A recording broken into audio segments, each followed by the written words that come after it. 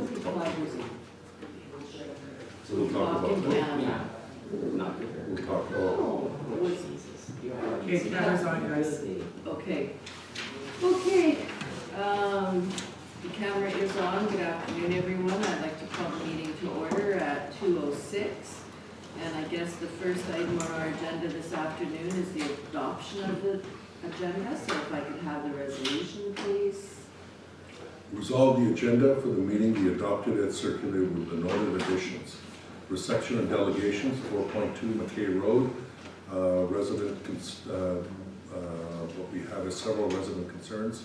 One from Rory and Dan McIntyre, the other from Clifford Zeller and Shelley Clocorn, the other from Rico Sabatini, the other from Mark Stevens, next one from Jose Ferreira, next one from Randy and Lorna Wacko, and the other one from Michelle Spearman and Ryan Richard, as well as new and other business, 6.6 2024 Fire Department wages, 6.7 East Selkirk Water Treatment Plant Service Agreement, 6.8 from the Ground Up Grant Lockport Secondary Plan, and 7.2 financial statement as part of April 30th, 2024.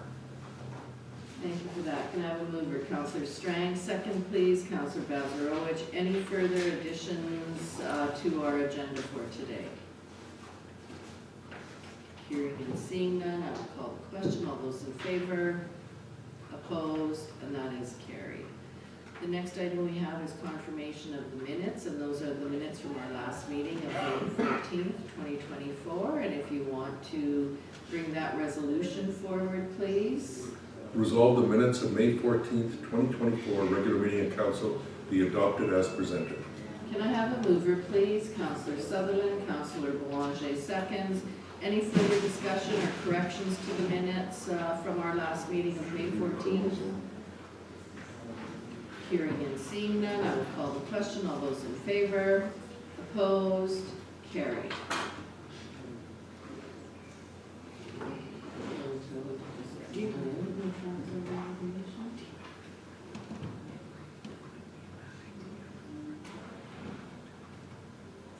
I'll probably record the whole thing then. Sure. Yeah, I'm not sure why they're reading the hallway.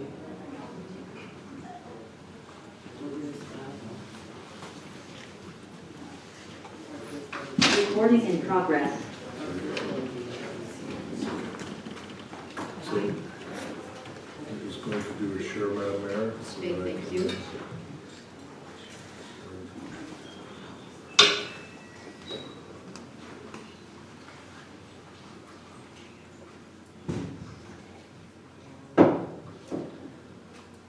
Okay, thank you, Madam Mayor.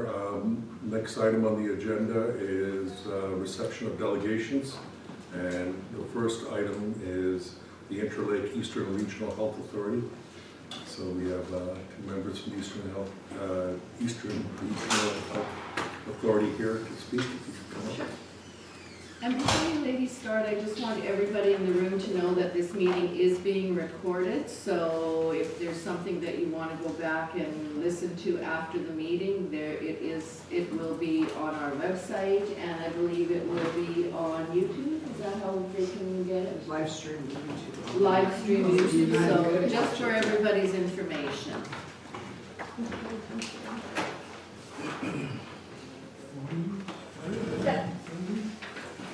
Just sending around just a one-pager about the project that we want.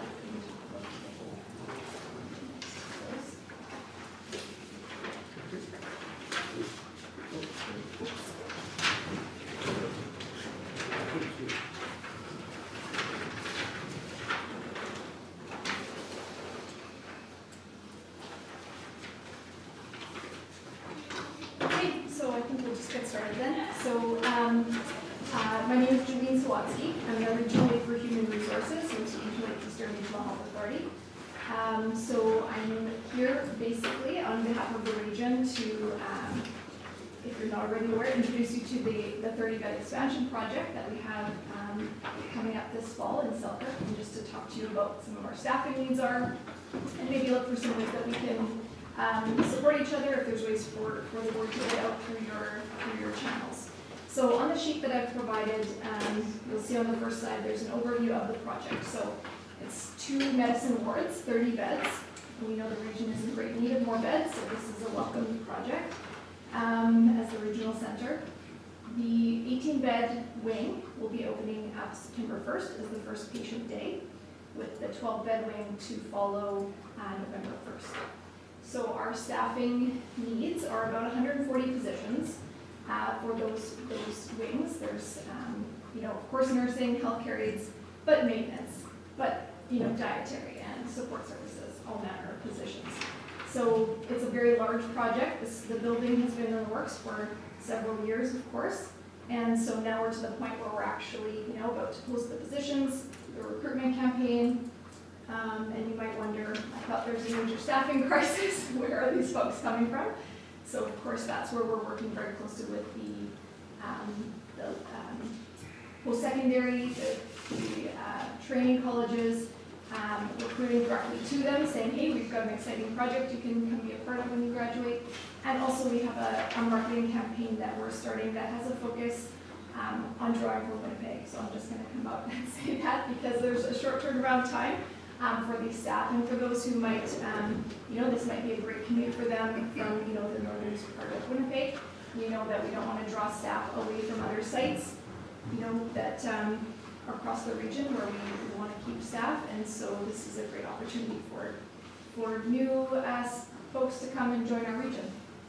So that's one of the strategies. So on this backside, you can see, some of the ways you can connect with us, some of the educational opportunities. So there's we've been running a micro-credential program. You may have seen it on some of our social media channels. If you haven't, please follow us and share as you can. But this is an opportunity for folks to enter into the healthcare field in a low barrier way. So essentially, we've been knocking on doors and saying, hey, are you interested in working in healthcare? And we provide you 3 weeks paid training. Then you can work in home care, in long-term care, and take a bridging program to work in acute care. So there's the next opportunity starts July 2nd in Selkirk. So if you know folks that might be interested in that, it's a great opportunity. And then there is a certified healthcare program and a LPN program starting in Beausejour. So Beausejour started the LPN in January and the certified healthcare in September. So those are some opportunities we'd be happy for you to share with folks in your communities. You can see the list of positions there. You can see some of the timeline pieces. But wanted to broadly, bring that information here today and say, what questions might you have that I can answer or bring back to the team to follow up with answers, and what ways can we connect to support the region. Okay, I'm going to open it up. Go ahead, Councillor Boulanger. The Selkirk Hospital is probably one of the nicest hospitals that I've ever been in terms of that new construction that happened how many years ago? 5, 6 years ago, 7 years ago? Beautiful hospital. The materials they use, the wood, the stone. I've never been in a hospital. If no one's been in that hospital, it's just amazing. Mm-hmm. Is this addition following that same sort of theme with the wood and the stone? Yeah, the wood slats on the ceiling. Just the whole concept of their plan with the original one, is it sort of carried through? Yep, it'll look like a seamless hospital. Great. Yeah, the decor and all. Okay, no, look, this is going to be an addition to the region, more beds, those needed, so this is exciting stuff. Yeah, flow from the emergency department and so on. Anyone else? Questions? I guess I don't have a question, but Avril, are you still planning to come to the open house? I know that we had talked about it, I'm not sure, at one of the meetings you had attended, so. Yes. Okay, I'm not sure, did the invitations go out to all those? Not yet? Okay, so you'll make sure that Avril gets one for the health authority. And I can't think of anything else. Anybody else have anything? Go ahead, Councillor Vazarovich. On your fundraiser here, you have a lottery going, and what is that? So we've partnered with One Great Lottery, which is a new initiative in Manitoba. There's 28 charitable organizations across the province that have come together to raise awareness and more funds. And so Intro Lake Eastern Health Foundation is one of those partners. So if you're interested in supporting, you can purchase tickets online. The link is on that page. And anything purchased through our link comes directly to Interlake Eastern Health Foundation. There's also the opportunity to support all of the charities involved in the lottery, in which case the proceeds are split between the partners. So it's a really cool opportunity to increase our reach and awareness. How much is that? There's a variety of ticket packages there online, so anywhere from $5 to $100 there's options to purchase. And I think early bird ends tonight, is it? The first draw is tonight for, Yeah. for the early birds, so. Yeah, okay, yeah, because I got a notification to buy tickets from another source, so I think I'm gonna have to split now.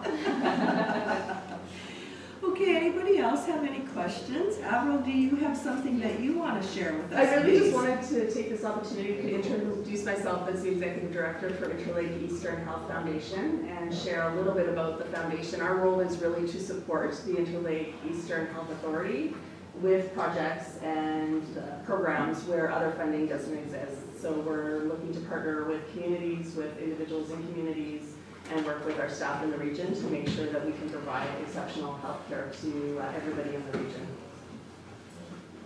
Questions, comments from members of council or administration? Go ahead, Councillor Strang. I just want to ask if you brought your information to the high schools? From a recruitment perspective, Yes, yeah. yes, absolutely. So Selkirk particularly, but across the region as well. We're in high schools all the time throughout the year. And now pitching also the opportunities, let's say they're graduating and they're not sure what they want to do. Maybe they can start, in this micro-credential program, get a summer job and start, seeing what it's like to work in healthcare.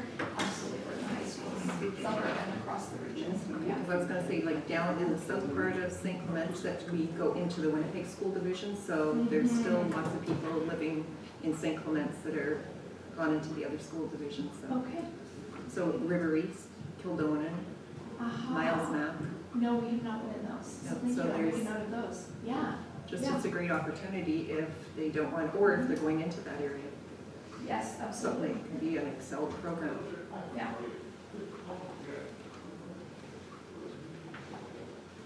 Yeah, being the large municipality that we are, we do have 3 school divisions, so what Sandra's referring to are the kids that, or the young adults, I guess, that are in the south end of our municipality that actually go to school in Winnipeg. So within the Winnipeg boundary, yeah. Yeah, no, that's great. So, thank you for coming and making your presentation. Just a question. This material you provided, would you want us to share this on our social media and our webpage for you, or would you like us to provide a link to yours? How would you like? Yeah, a link to the website would be great. On the back, there's irhacareers.ca website. It would be wonderful on your website to, on the municipality website, to have that information available. This we did as a printout for you. We weren't sure kind of what the format was. But on our social media, the pieces are being put out on there, and certainly share them. So if we scan these and put them on our website with a link to your website with details? You could do that as well. We can also send you directly a web version, perhaps. That would be Sure. helpful. Yeah, yeah, we can do that. Okay, so that can come just to our RM Okay, main line. perfect. Okay, anybody else have any questions or comments? Go ahead, Councillor Strang. I'm just going to make a comment that the lottery, I did look at it and I didn't know you were listed, but there's so many on there. So that would be good. to Yeah. support something. Thank you very much for that information. And I do have one more question. I know that through the health authority that you have the Indigenous pins. Are there any of those still available? Are those through you or are they through the health authority? Those are through the health authority. Okay. We haven't made them available for sale per se. We've provided them to staff and some, health persons and so on. So it was a very successful campaign, and so we're thinking about how to, folks love to be able to show that commitment and that support. So about how we move into the future. So we do have some. It sounds like maybe you're interested in having some. Well, actually, I already did get some for members of council. Okay. Well, yeah, you could reach out to myself or Laura Lou if you would. Okay. If you're interested in. Perfect. Yeah. Perfect, thank you. Okay, anything else from members of council? Well, I'd like to thank you both for coming in today and sharing this information, and we'll make sure that we share it.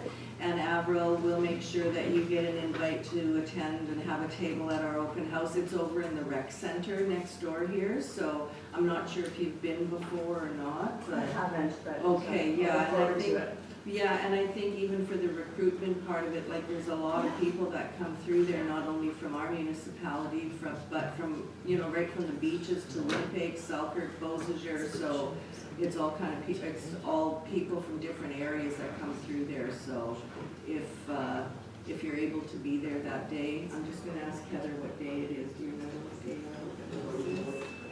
is? August 15th. August 15th. Yeah, so- perfect. Yeah, we'll be there. Okay. Thank Thank so you very much for coming in today, and you have a good rest of your week, ladies. Thank you. Thank you.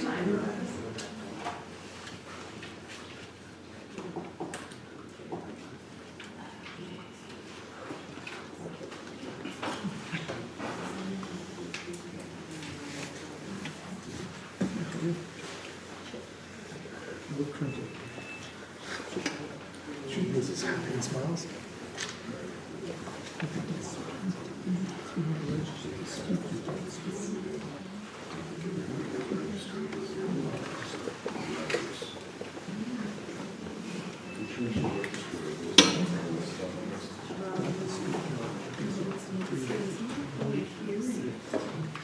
That's, yeah. Yeah, thank you.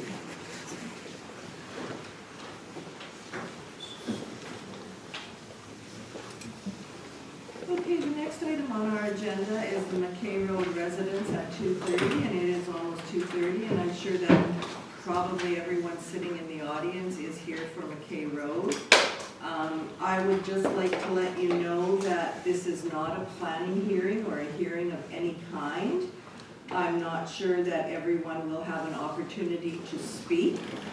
If you have sent a letter in, we have received copies of all those letters, as you can see on the screen behind me, I believe.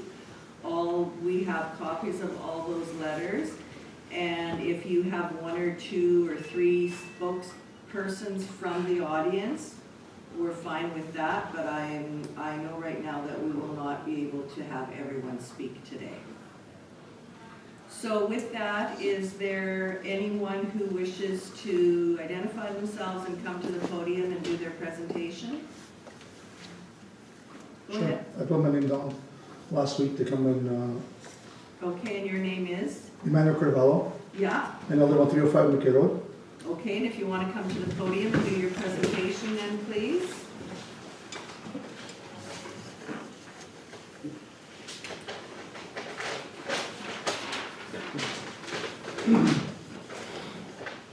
See, I've been living on 305 McKay Road for about 13 years, and the RS implements for about almost 30 years. I lived on the other side of the train tracks before for 12 years there. And we purchased that lot 13 years ago. And when we talked to RM a little while ago, we were promised sooner or later we're gonna have a paved road. We haven't had nothing, maintenance-wise in the springtime. The RM comes by there, drop off a little bit of gravel, pack it half-fast, and they leave. The dust control is done basically in the middle of the road. About 2-3 years ago, I complained to the Public Works. They came by there, did the shoulder, because now when you want to walk there, we either got to play chicken with the cars, because now the middle of the road gets packed more because of the dust control. Side of the road, probably 5 feet, is all marbles. So most of the time, we have to go in the middle of the road, or we drive ourselves to the other side of the train tracks to go for a walk or something. Last year, I spent a bunch of money. I got out of a construction company. I got dust control. I did in front of my neighbors, for me to that end of the street beside me, and not to one. When that shoulders of those streets, I don't know if you guys the Public Works, have anybody go around and take a look at those roads, but some of the roads will make your road, some of the shoulder is higher in the middle of the road. So you're getting towards the train tracks, basically the shoulder holds the water from going to the ditch. And anytime you want to move away from a car, it'd be rotted and rotted water. So I find it it's like, if it's a place so you have more traffic, people live there, at least I expect the RM to take some more care of those roads, not as, and the answer I have, calling some of my counselors, or at least one counselor, is, oh, we got hundreds of kilometers away. Well, it's not my problem. Like, we live close to the city, we pay taxes, and the answer that I get from the RM is, we're not in the business of building roads. Is that even an answer I should get from anybody from you? You guys take our taxes, and we get nothing. Let me see here. Got a few more things for you guys. So now you guys decided to resurface some of the roads. You did. McKay on the side of the train tracks to Henderson Highway. My father will live in Nicholas, so I hope I there a lot on Nicholas. You did Leah, you did Nicholas, and then the walk up. Those roads, only the people live there who go there. I go there to see my father once in a while, and you maybe see an Amazon truck over there. You got worse roads. You come up 44, you come up 202, and it's way worse shape. Way worse shape. I can understand what's the consulting company that you guys have that is advising around St. Clements to spend their money refacing roads that only the people live there go there. Perfect example, you have Park Place. Park Place, the budget is $600 and something thousand. You go to Park Place, you got 2 potholes. I think there's 4. The size of that water pool is 4. So you guys, you gotta have answers to us somehow. Because we need to know what is the option, what is the reason that you guys are going, spending $600 something thousand, and then I got the counselor telling me that you guys have hundreds of kilometers of road, and you're gonna spend $689,000 to fix a corner with 2 potholes, and it doesn't houses. Like, this is like, it's unbelievable. Like, if you guys go to the other side, like, we had this conversation about 6 years ago. If you guys go to the other side of the train tracks, so the roads are, and you ask those people, what is the option? Because we'll pay the tax action. If my road is already fixed, why do I need my road to be repaved, to pay more taxes, for me to leave my road, if I want to go either to the dump, because you guys are going to close it, I understand that. If I go to Bridges Park, if I want to go to St. Paul to the Sobeys, if I come here, I got to go either to the Henderson Highway, go down Dunning, or either got to go to Bowen, that belongs to East St. Paul. I think there's like 6 houses there, and it's fully paved. For years and years and years. So if the option is St. Clements is to go around and repave every road that has existed probably 20, 30 years, that is not in need of being repaired because there's no more traffic there, like besides the people live there. Nicholas, Leah, and Walcall is basically retired people that live there. Some people are moving. There's maybe 1 or 2 couples there, that's it. Most of those new developments that you guys make is new couples. We had 2 kids, so we started 2 vehicles on that street from my house. Now, 4 people, for 4 vehicles that drive on that street, just from my house. Everybody else, the same thing. So I don't understand the reason why we're not heard in a way. I can't believe you guys cannot see it. That repairing the roads, that it's dead end, is more important than have a through road like Imperial, because you only have Dunning and Bowen. The other ones will have paved. And we have to avoid going around. For me to leave my house, I gotta go because I'm in the middle. But a lot of people live on the ends, or if I leave on the other side of the train tracks, like I said, I'm not gonna drive for every time it rains. It's poorly done. Even the ones when you guys do our street, you throw a trailer load of gravel there to shut us up, basically. You don't pack it properly. You go watch East St. Paul, just on Raleigh Road, close to enter East St. Paul. It's not paved that street there, but they take their time. They go, they pack it, they roll it, they spray the whole street. And us, we just get a slap on the face and be quiet, and that's it.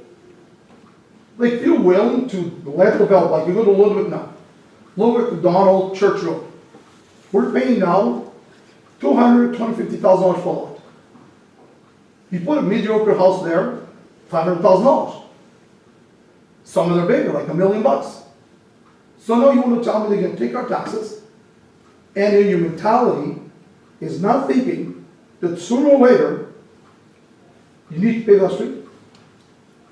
Because the way if you keep going the way you guys going, you got to repay back. You go up back, like I said, it's not that bad.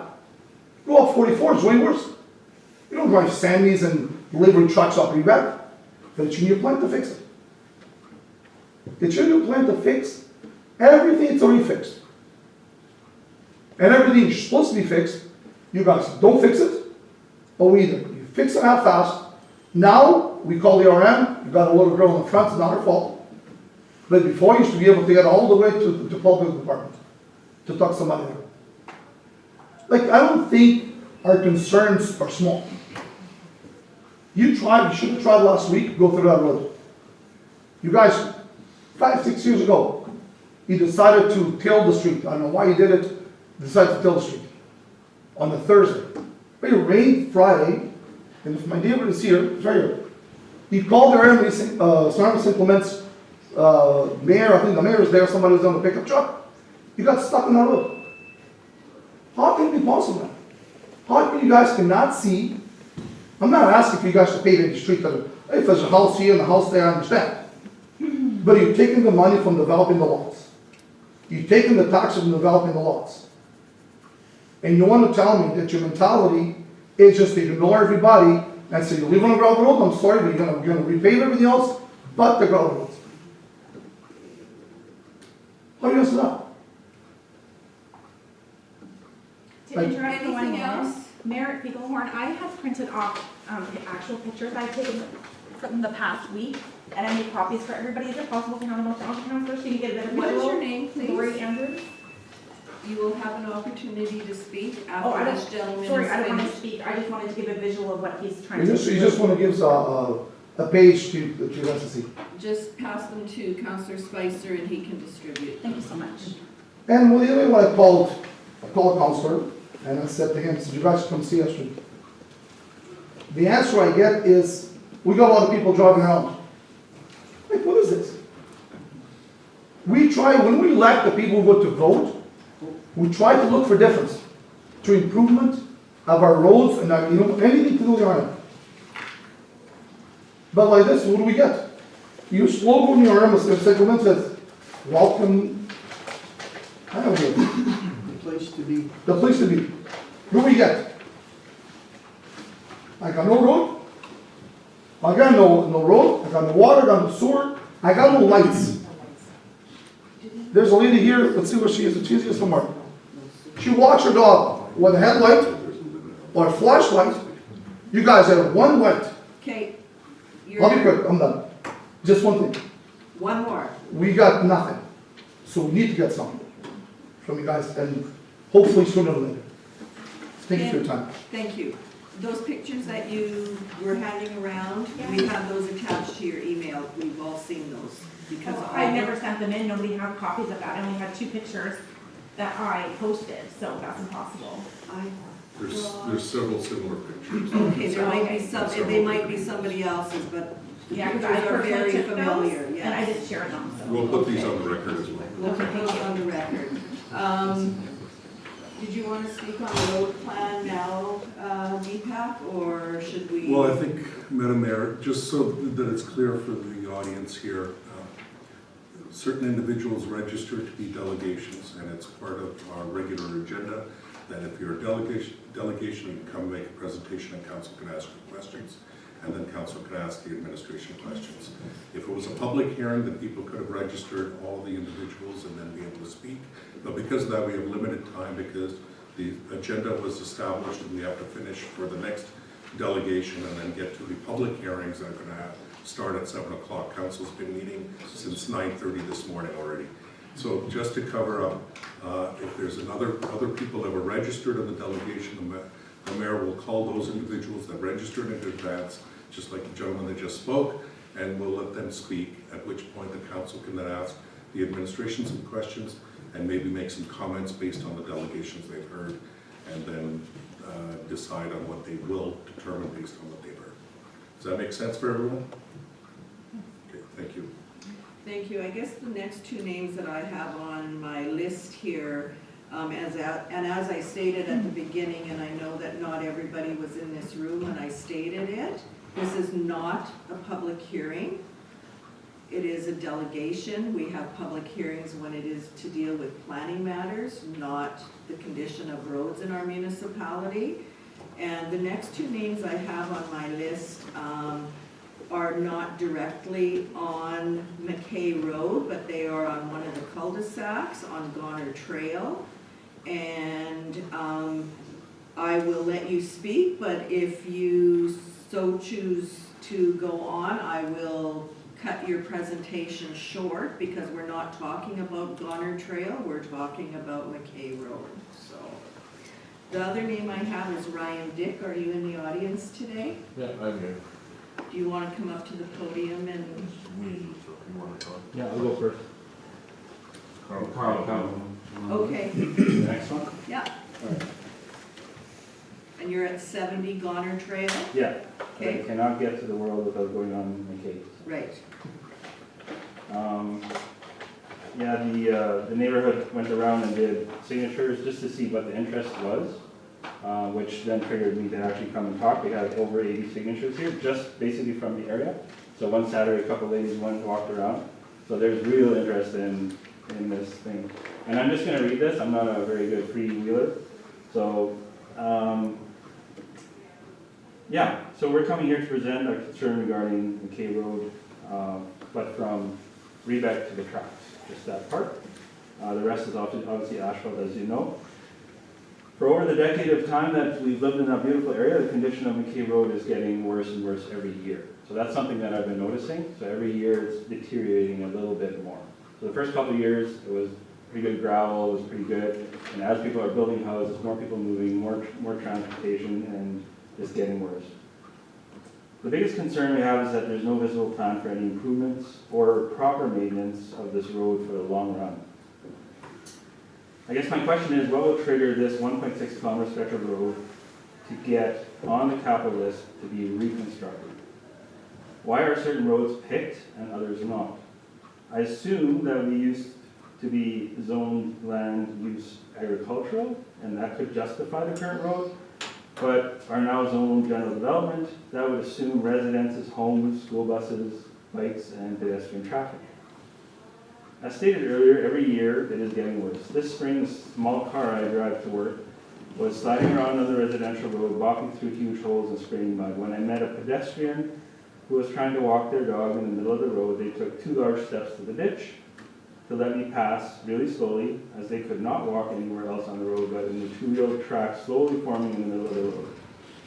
I cannot imagine this ambulance or a fire truck in a hurry making it down that road in any of this situation. I will always understand that rainy days or sunny days make a difference on a mud gravel road, but it's on the rain day. But what if it's on the rain day that we have a house fire or an emergency and the trucks can't make it there safely? On that note, it hasn't been, I don't know if it has been this bad as any previous years that trucks would actually have a hard time getting down that road, but I was slipping and sliding on that road, which is really bad. I followed up with a concerned resident who has been sending emails and discussed this road with the RM since 2009 to 2019. He just sent me a bunch of emails. When reading through the correspondence, it confirms that the road is getting worse every year. He kind of felt the same way. He didn't receive very many helpful responses, at least not for him, other than to develop a local improvement plan that would be paid by the residents.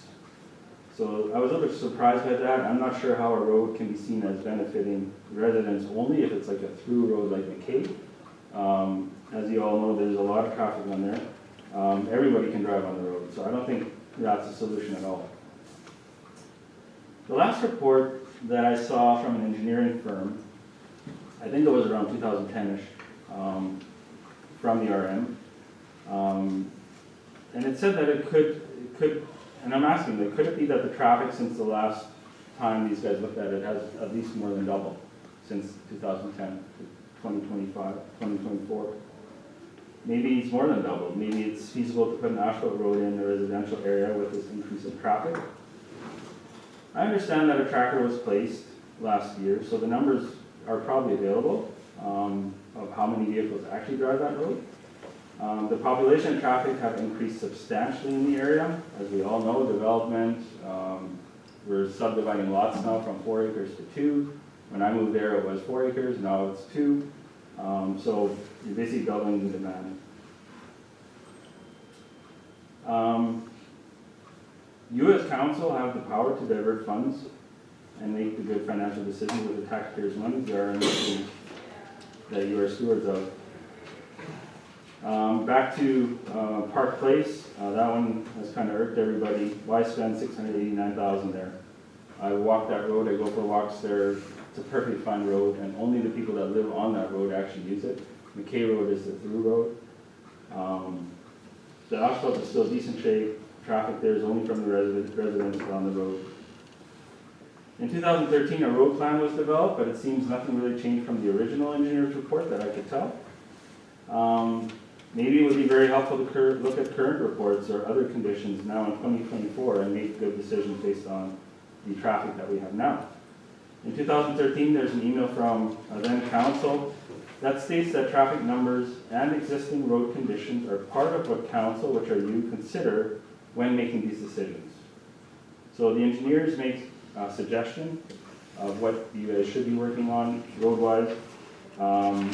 But in the end of the day, we know this council can actually make the call. Please come have a drive. The grader just yesterday or whatever moved some dirt and gravel. So, and before the next rain, the road is really dusty, somewhat drivable. But feel free to come right after the next rain and see what the conditions are like. Thank you. Thank you for that.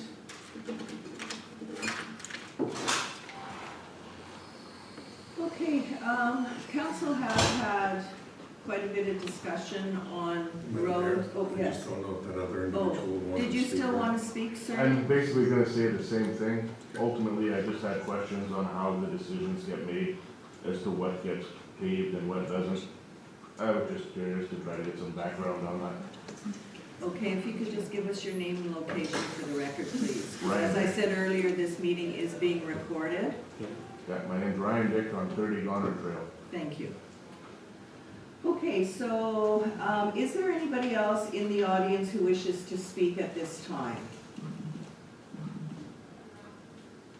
Okay, I'm not seeing any hands go up or nobody moving, so what I am going to do is, as I started to say, council has had a lot of discussion, and not only this road, but other roads throughout the municipality that are perhaps not quite as bad as McKay, but I guess there are a number of roads that do need some attention throughout the municipality. So what I'm going to do is I'm going to hand it over to our CAO, Deepak Joshi, and he will run through some of the discussions that we've had over the last couple of days.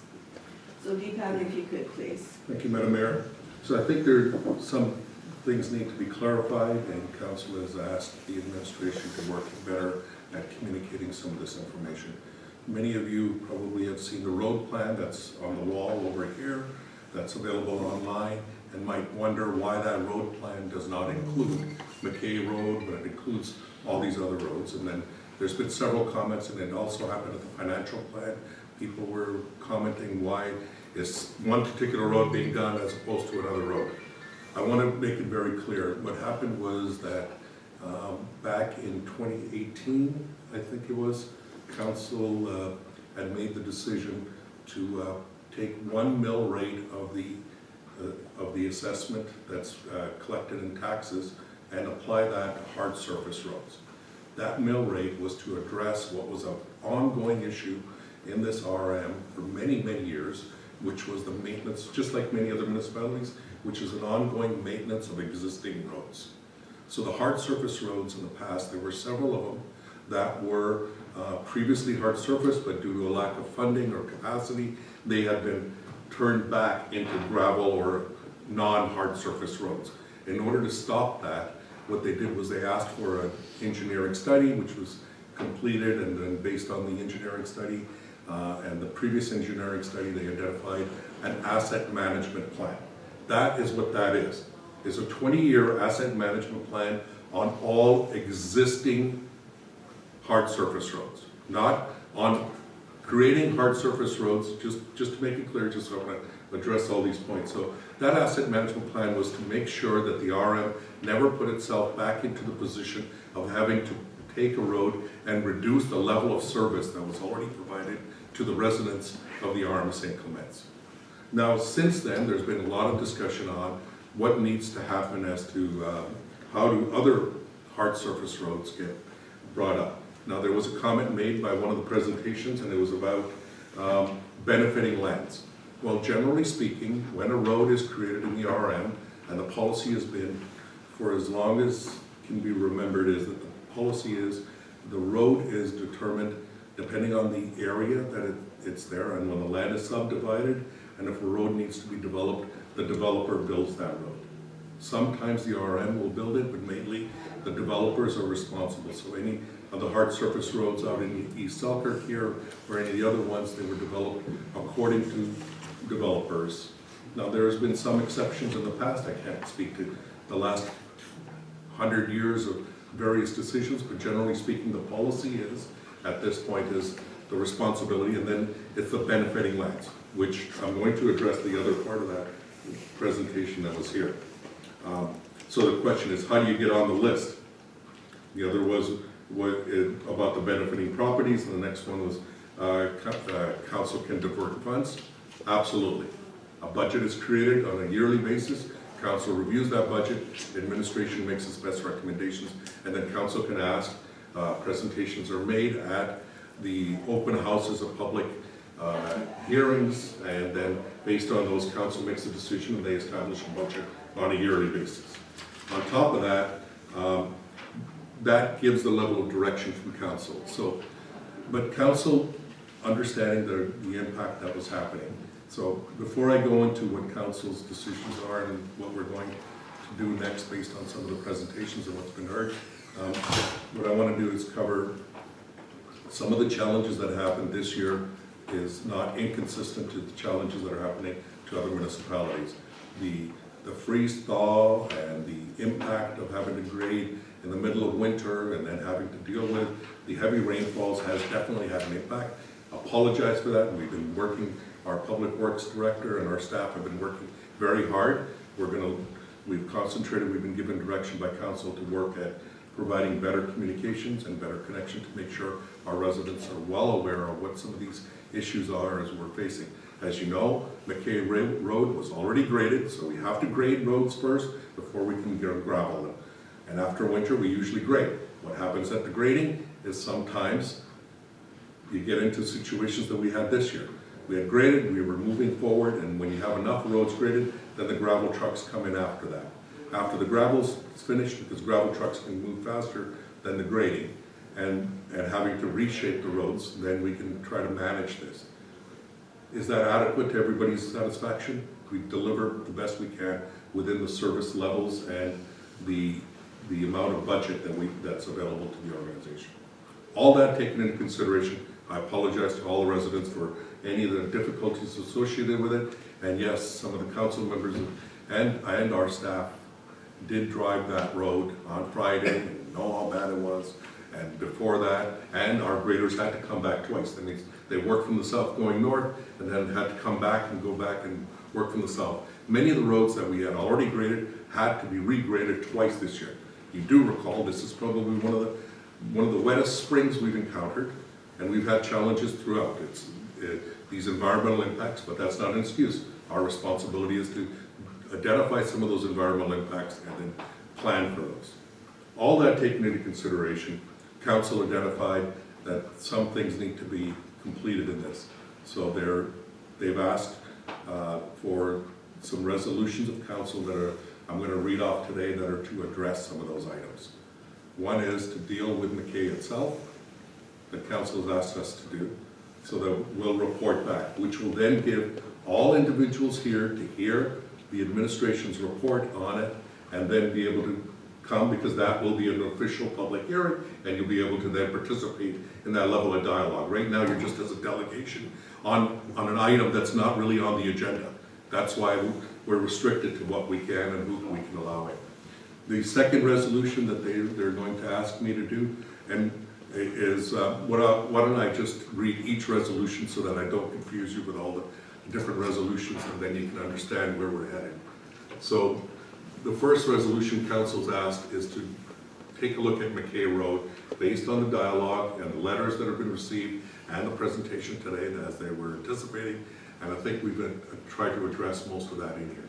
So where it says, whereas the residents of McKay Road in the Arm of St. Clements have requested that the unpaved portion of the road be asphalted to match the existing paved section, and whereas the residents of McKay Road feel an asphalted road surface would improve the safety, accessibility, and overall enjoyment of the road for residents, and whereas the Council of the Arm of St. Clements is committed to improving the infrastructure within the municipality for the benefit of all residents.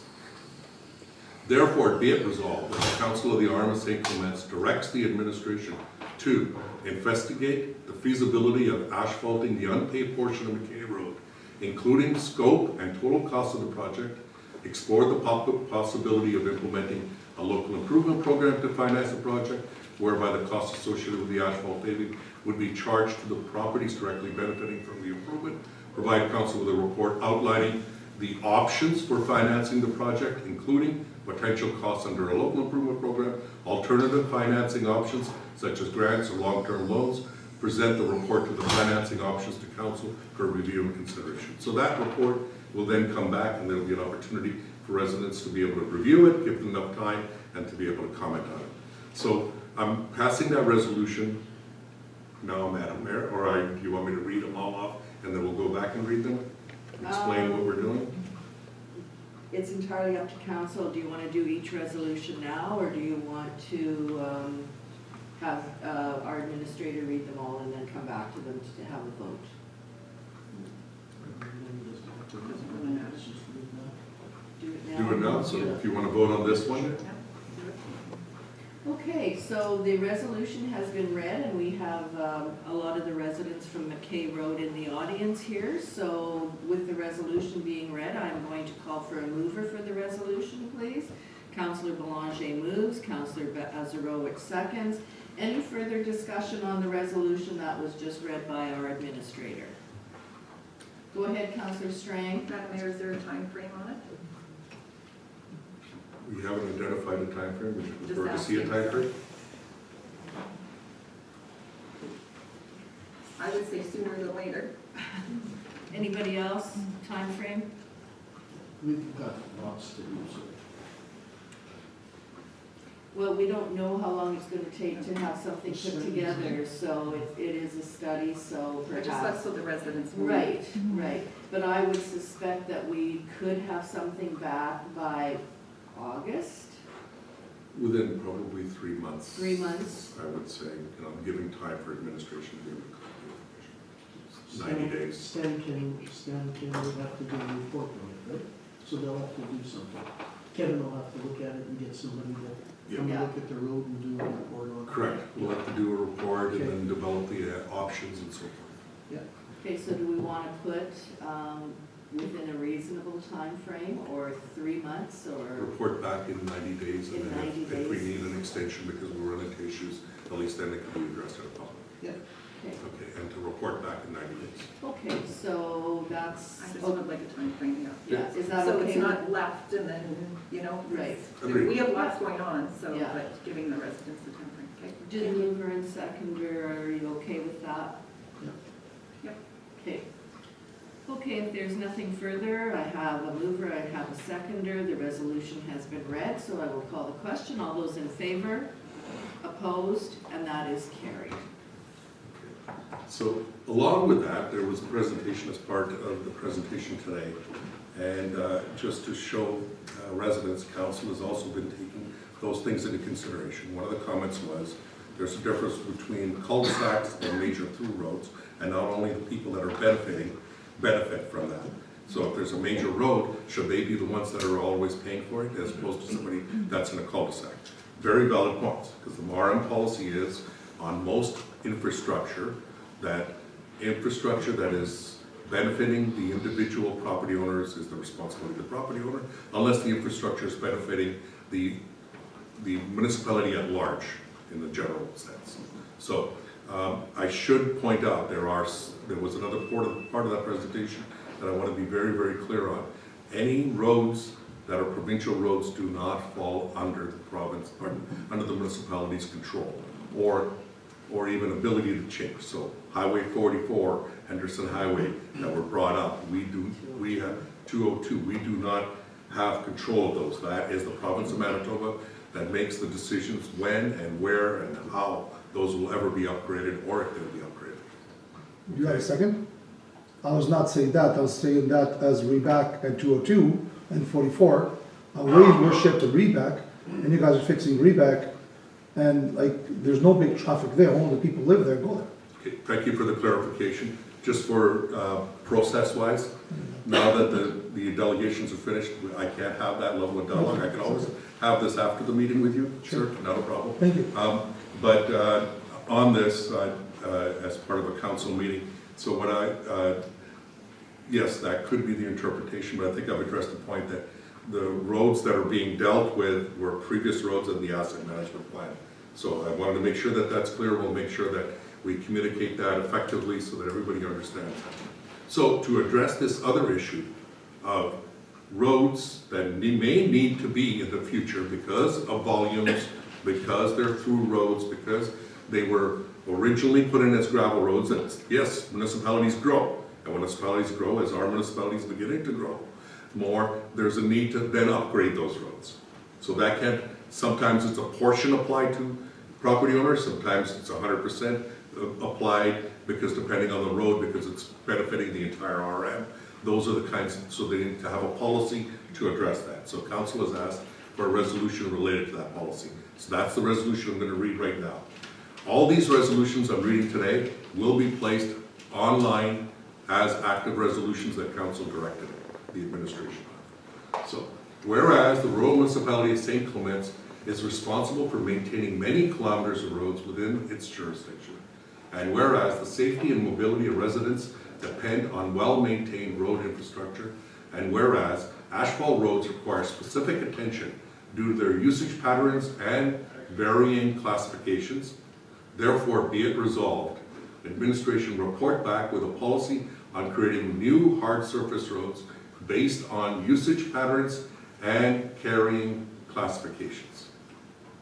So that would mean a policy would then be created to address roads that may need to be upgraded based on usage and how they are and to what level should be the responsibility of the general taxation and what is the responsibility of the individual property owners that fall within there, if any is at all.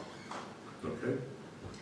Okay, so the resolution has been read. Go ahead, Councillor Spicer, are you moving? Okay, moved by Councillor Spicer, seconded by Councillor Strang. Any discussion on this resolution? Madam Mayor, Go ahead. now that the other resolution was modified by timeline, would you prefer to put this at the same timeline? Yes, please. Okay, and if that's okay with the mover and seconder? Okay, and report back within 90 days. Perfect, thank you. Okay, mover and seconder are fine with that. If there are no other questions or comments, I will call the question. All those in favor? Opposed? And that is carried. Thank you, Madam Mayor. So, that deals with these particular situations, that deals with McKay and that. Council has been having an overall discussion with the administration on various road policies and how to address them. As I mentioned earlier, there has been, there was a plan to stop from getting to a situation where we had previously hard surface roads that were possibly built 30 years ago, 40 years ago, and then had to be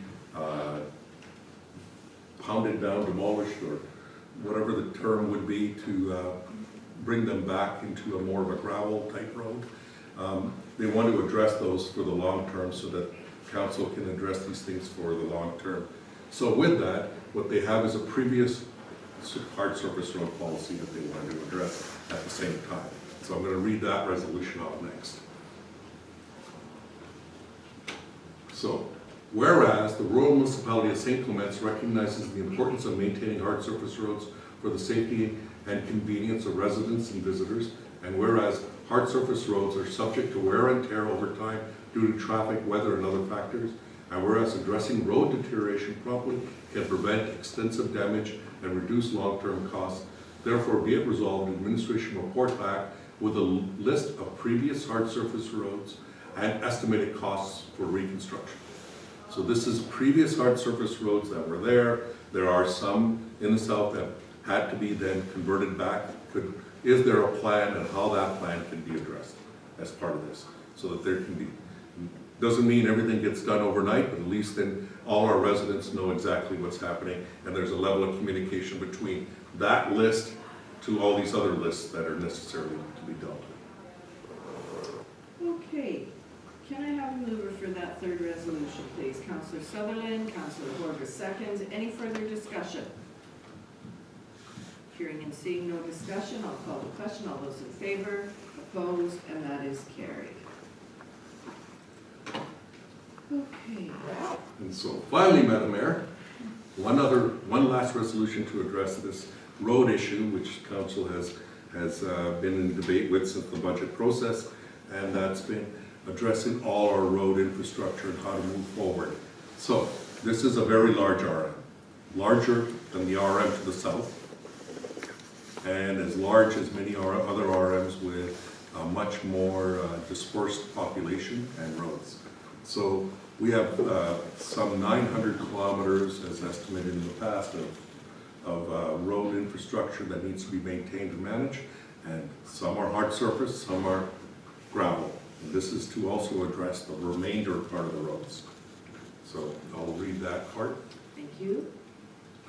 So whereas the rural municipality of St. Clements recognizes the importance of maintaining and improving existing gravel roads to enhance safety, accessibility, and overall road quality. And whereas gravel roads are subject to wear and tear due to traffic, weather, and other factors necessitating periodic reshaping and restructuring. And whereas a well-defined policy will guide the RM St. Clements in efficiently managing a gravel road network. Therefore, be it resolved that the administration report back with a policy to address the efficient management and maintenance of existing gravel roads. Question? Moving. Okay, the resolution has been read, moved by Councillor Horwath, seconded by Councillor Strang. Any further discussion? Hearing and seeing none, I will call the question. All those in favor, opposed, and that is carried. So, Madam Mayor, would you like me to continue?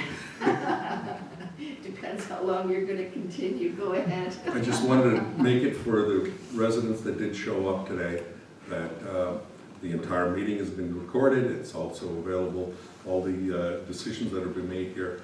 But as a request was made to be a delegation on a meeting that the agenda was not on, and this was not an agenda item, it's difficult for council to discuss because there's no reports, nothing to compare to deal with.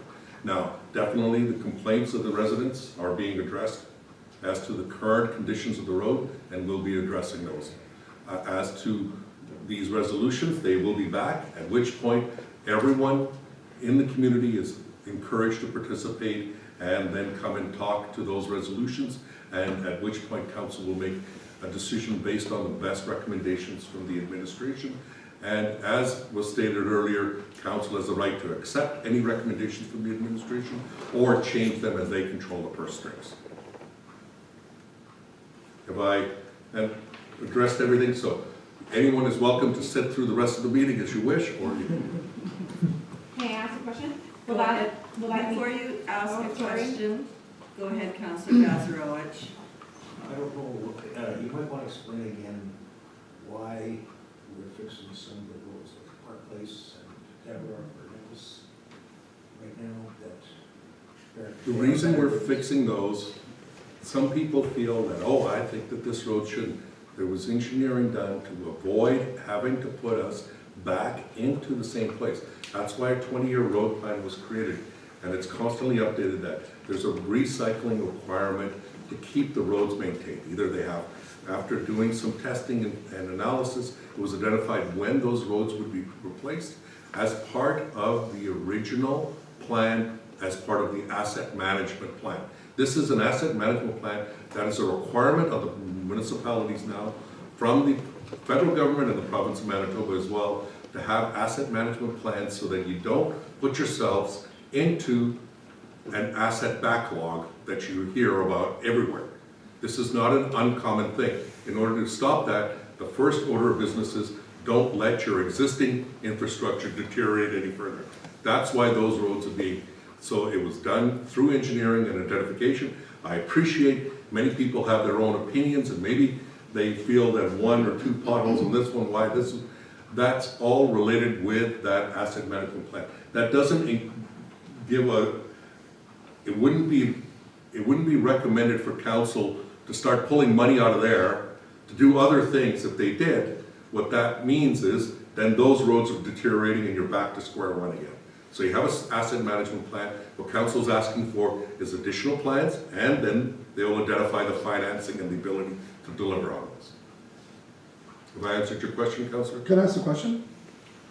Well, I think the lady sitting Yeah, one sure, chair go away ahead. from you had a Well, question. I'll If you just- want to just stand up, please? Sure, just off what you just said, actually, a lot of those residents that live on Park Place and Walker were actually surprised that their streets were being fixed, whereas McKay, they have to, like, that's the public, they have to drive through McKay every day to get to their road, yet the money's going into their streets where they say they're perfectly fine. Like, when I went door to door collecting signatures, a lot of them were very surprised by that. But my actual question was about the meeting time, like, is it gonna be held in the evening when we do have our planning hearing? Because there was a lot of people that wanted, It's not a planning hearing. well, the meeting that you're speaking of, that we can come and address the actual issue. Because I know a lot of people wanted to attend today that couldn't because it was during the day and a lot of them work. That's something that council can take into consideration. Now, normally what happens is that council has 2 meetings every month. One is a regular meeting of council, which happens at 9:30 in the morning and finishes at the end of the day at some point. The other is that council has a meeting at the end of the month, on the last Wednesday of the month, or Tuesday, sorry. On the last Tuesday of the month, today is Tuesday, that they have, that starts at 2 o'clock and goes till 7 o'clock when the planning hearing happens. And so now there may be an opportunity to, the situation is when the planning hearing happens, those are advertised, and legislatively we must have it at the time that those are. So we can't have any other delegations. Now, if a report is coming forward that council wants to have in the evening, they can certainly put it on that agenda and then advertise the rest of those other meetings accordingly. The challenge is those have to happen at the time that they're slated for. So as a regular meeting of council, they can extend that meeting. But you can't start a meeting at, let's say, 6 o'clock and say, well, we're going to have this item on the agenda, and if it's not over by 7:15, and we've got somebody scheduled to speak for a public hearing, everything has to stop. So they have to take all those things into consideration in organizing these meetings, as per legislation that council must abide by. So we'll take that into consideration. If there's a request to have the meeting put on the agenda in the evening, you can certainly send a letter into the RN, and then I'll bring it to council's attention and we'll try to address it. Okay, thank you. And one more question here. Yeah, the question, so this study that you guys said to maintain those Can roads. you just stand up so we can all see Sure. you? The question that I have is, so you said a study that you guys did a while ago to maintain the roads, the asphalt roads, to be built 20, 30 years ago. If you drive through, again, Park Place, I don't want the studies were done, but if that road stays another year or 2 or 3 or 4 or 5, it's gonna be fine. I'm sure it's not gonna collapse with a half a dozen cars going there. Thank you for your opinion. But it's not just an opinion. Well, can thank take a you look for at your it. opinion, unless Yeah. you're the engineer or. No, I'm sure, but- Or unless you're an engineer on that project, unless you're an engineer for the RM to provide advice to the RM, I appreciate your opinion and I will share that with the council. I'd like to take a look at it. You can take a look. If you could just identify yourself, please. First name's Josh, last name's Iwatsky, and I live at 40 Garner Trail. Thank I you. just had a question on the assessment for the roads. Is there any reassessment done? So, just to bring up Park Place, for example, at any point, if it's, say it's slated for every 5 years or every year, or whatever it is, I'm assuming it's not every year, but every few years to redo the road or regrade the road or however you're gonna deal with pave the road. Do they ever reassess some of these roads to say, okay, we've taken a look, it doesn't need the work, we can reallocate the funds towards something that actually does need the servicing? Whether it's even just regrading our road, so that it's not a minefield when you're driving through it, or to actually put it towards asphalting. The Goner Trail is No, but I'm talking about McKay Road. McKay Road. McKay Road. McKay Road, that's why all those 4 resolutions have been identified that I just read, because it identifies gravel, identifies roads that may need to be dealt with to be maybe future or in the near future to be identified as high priority roads. Constantly, Public Works does traffic counts, does analysis, and will come back with recommendations. Some of those recommendations come through the budget process, and this report that's for the existing hard surface roads is reviewed every year. It started with an original engineer assessment, and then our engineers go in there and do a reassessment, and then they go in there with preventative maintenance. You know, perfect example. My wife feels that we could get by another year for not replacing our shingles. I feel that they need to be replaced immediately because I'm afraid of the damage that it'll cause, or vice versa, either way. The intent here is to have a proper preventative maintenance program on any existing and any more that we add. That's the intent. Thank you.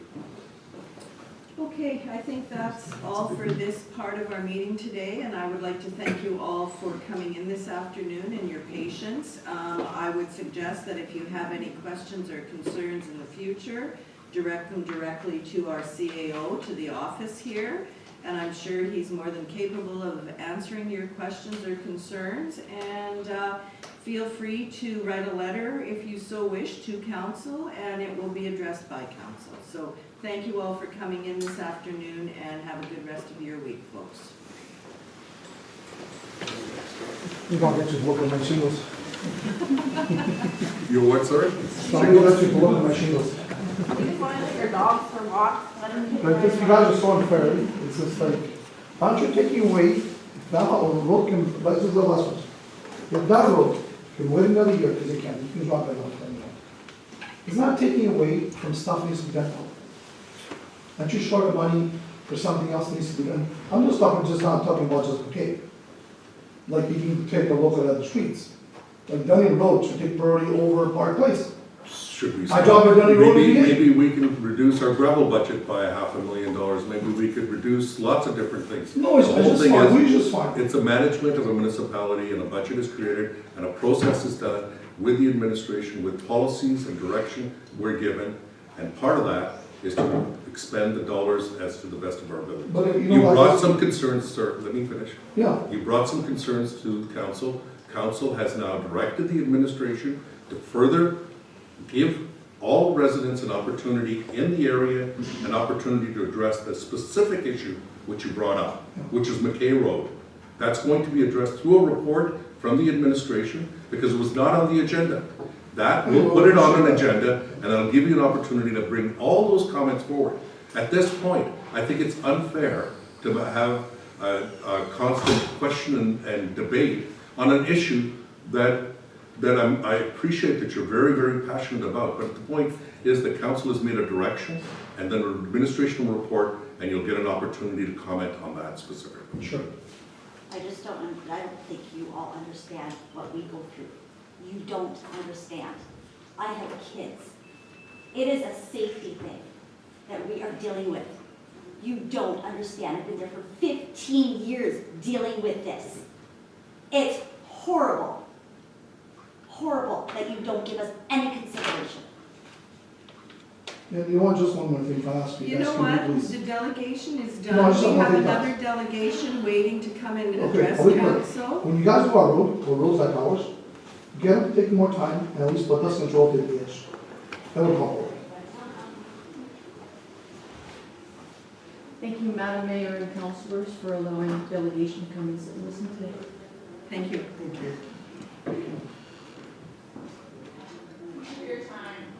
Thank you.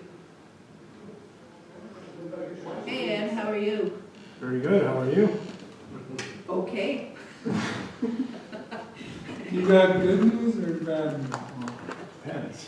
Do you just want to come Sure. forward and do you have a presentation, or I guess we have something here? Yes, so- I've emailed Okay. two separates. If you want me to talk for a long time, I can do that. If you want me out in 20 minutes, I can do that too, so. You better introduce yourself, because Sure. I'm not sure when the last time you addressed council was. Sure. I honestly can't remember, so, It's been a while. yeah, it has been. So my name's Ed Cloje. I'm the manager of the Property Assessment Office in Selkirk. We handle the assessments for 24 different municipalities within our district, and St. Clements is one of those municipalities, and it should be noted, it's also one of the largest municipalities in our district. So I'm here with some news about the 2025 reassessment. The assessment pie is growing. So generally that's a good thing. I'd rather be in a municipality where values are rising than decreasing. I also have a presentation about a bit about what Property Assessment Services does, if you're not familiar with what the Property Assessment Office does, and a project that we've worked on specifically in St. Clements over the last 2 years. So that presentation's up on the screen right now. Does everyone have the copies of the reports that I sent? I imagine you have digital versions. I have a paper copy. No, I think we might have both of them here. Okay. The impact of reassessment one, Ed? Yeah, so there's the Yeah, impact we of have that reassessment. one, and that one, we have both of This those. one, okay. Yeah. So, how much time do I have? At this rate, you can probably have as much as you want. Okay, all right. But you have to be out of here by 6 o'clock, because we're Okay. planning. All right, I've got to be a broken head at 5 o'clock, so maybe I won't talk too much, but I'll get into it then. So we'll start with this desktop review presentation. So Okay. property assessment is going through some changes, and this PowerPoint talks a bit about what we do, and you may have seen this similar presentation at the AMM, for example. Throughout Manitoba, there are 445,000 properties, and we have to place a market value assessment on all of those properties. They generate $118 billion in market value assessments, generating $1.1 billion in tax revenue, and of that, about $600 million is municipal tax revenue. That's a total aggregate for the province of Manitoba, excluding City of Winnipeg. On our next slide, we talk a bit about what the goals of assessment are. So our goals are not, I'll tell you what they're not. They're not to jack up people's values so they're inexplicable. We have to be fair, we have to be equitable in our evaluation of property. And it needs to be understandable and transparent. And we're also using new tools and new innovations in how we do our work. In the past, we relied a lot on in-person field inspections, and that worked years ago, but there's new technologies that we're now using, and we're embracing that to increase the number of inspections that we can complete in a year, and also improve the quality of those inspections as well. Next slide. Just a little bit about assessment services. We have 10 offices in Manitoba. Selkirk is our largest office. Currently we have 19 staff serving 24 municipalities from our Selkirk office. So that's actually a big improvement. We were down quite a bit over the last few years, so we've hired a number of staff in the last year or two, so we're very happy about that. Some of the functions that we do in property assessment is we're legislated through the Municipal Assessment Act to reassess all property every 2 years. That doesn't mean that we physically go and touch every single property every 2 years. What it does mean is that we have to place an updated assessment based on what's happening in the marketplace. And there are lots of sales of properties. Within our district, generally we average in between 4,500 and 5,500 sales a year. and we review every single one of those sales. A good chunk of those we use Keystone Matrix for, others we will often go and inspect properties with. So reassessment is a big part of our job. We also inspect every single property where there's a permit. So if someone takes out a permit to build a new house, a new shop, a new farm building, we're there. If there's a demolition, if there's a fire, we go out. If someone contacts our office and says, I think your assessment's out to lunch, can you come take a look? We do those as well.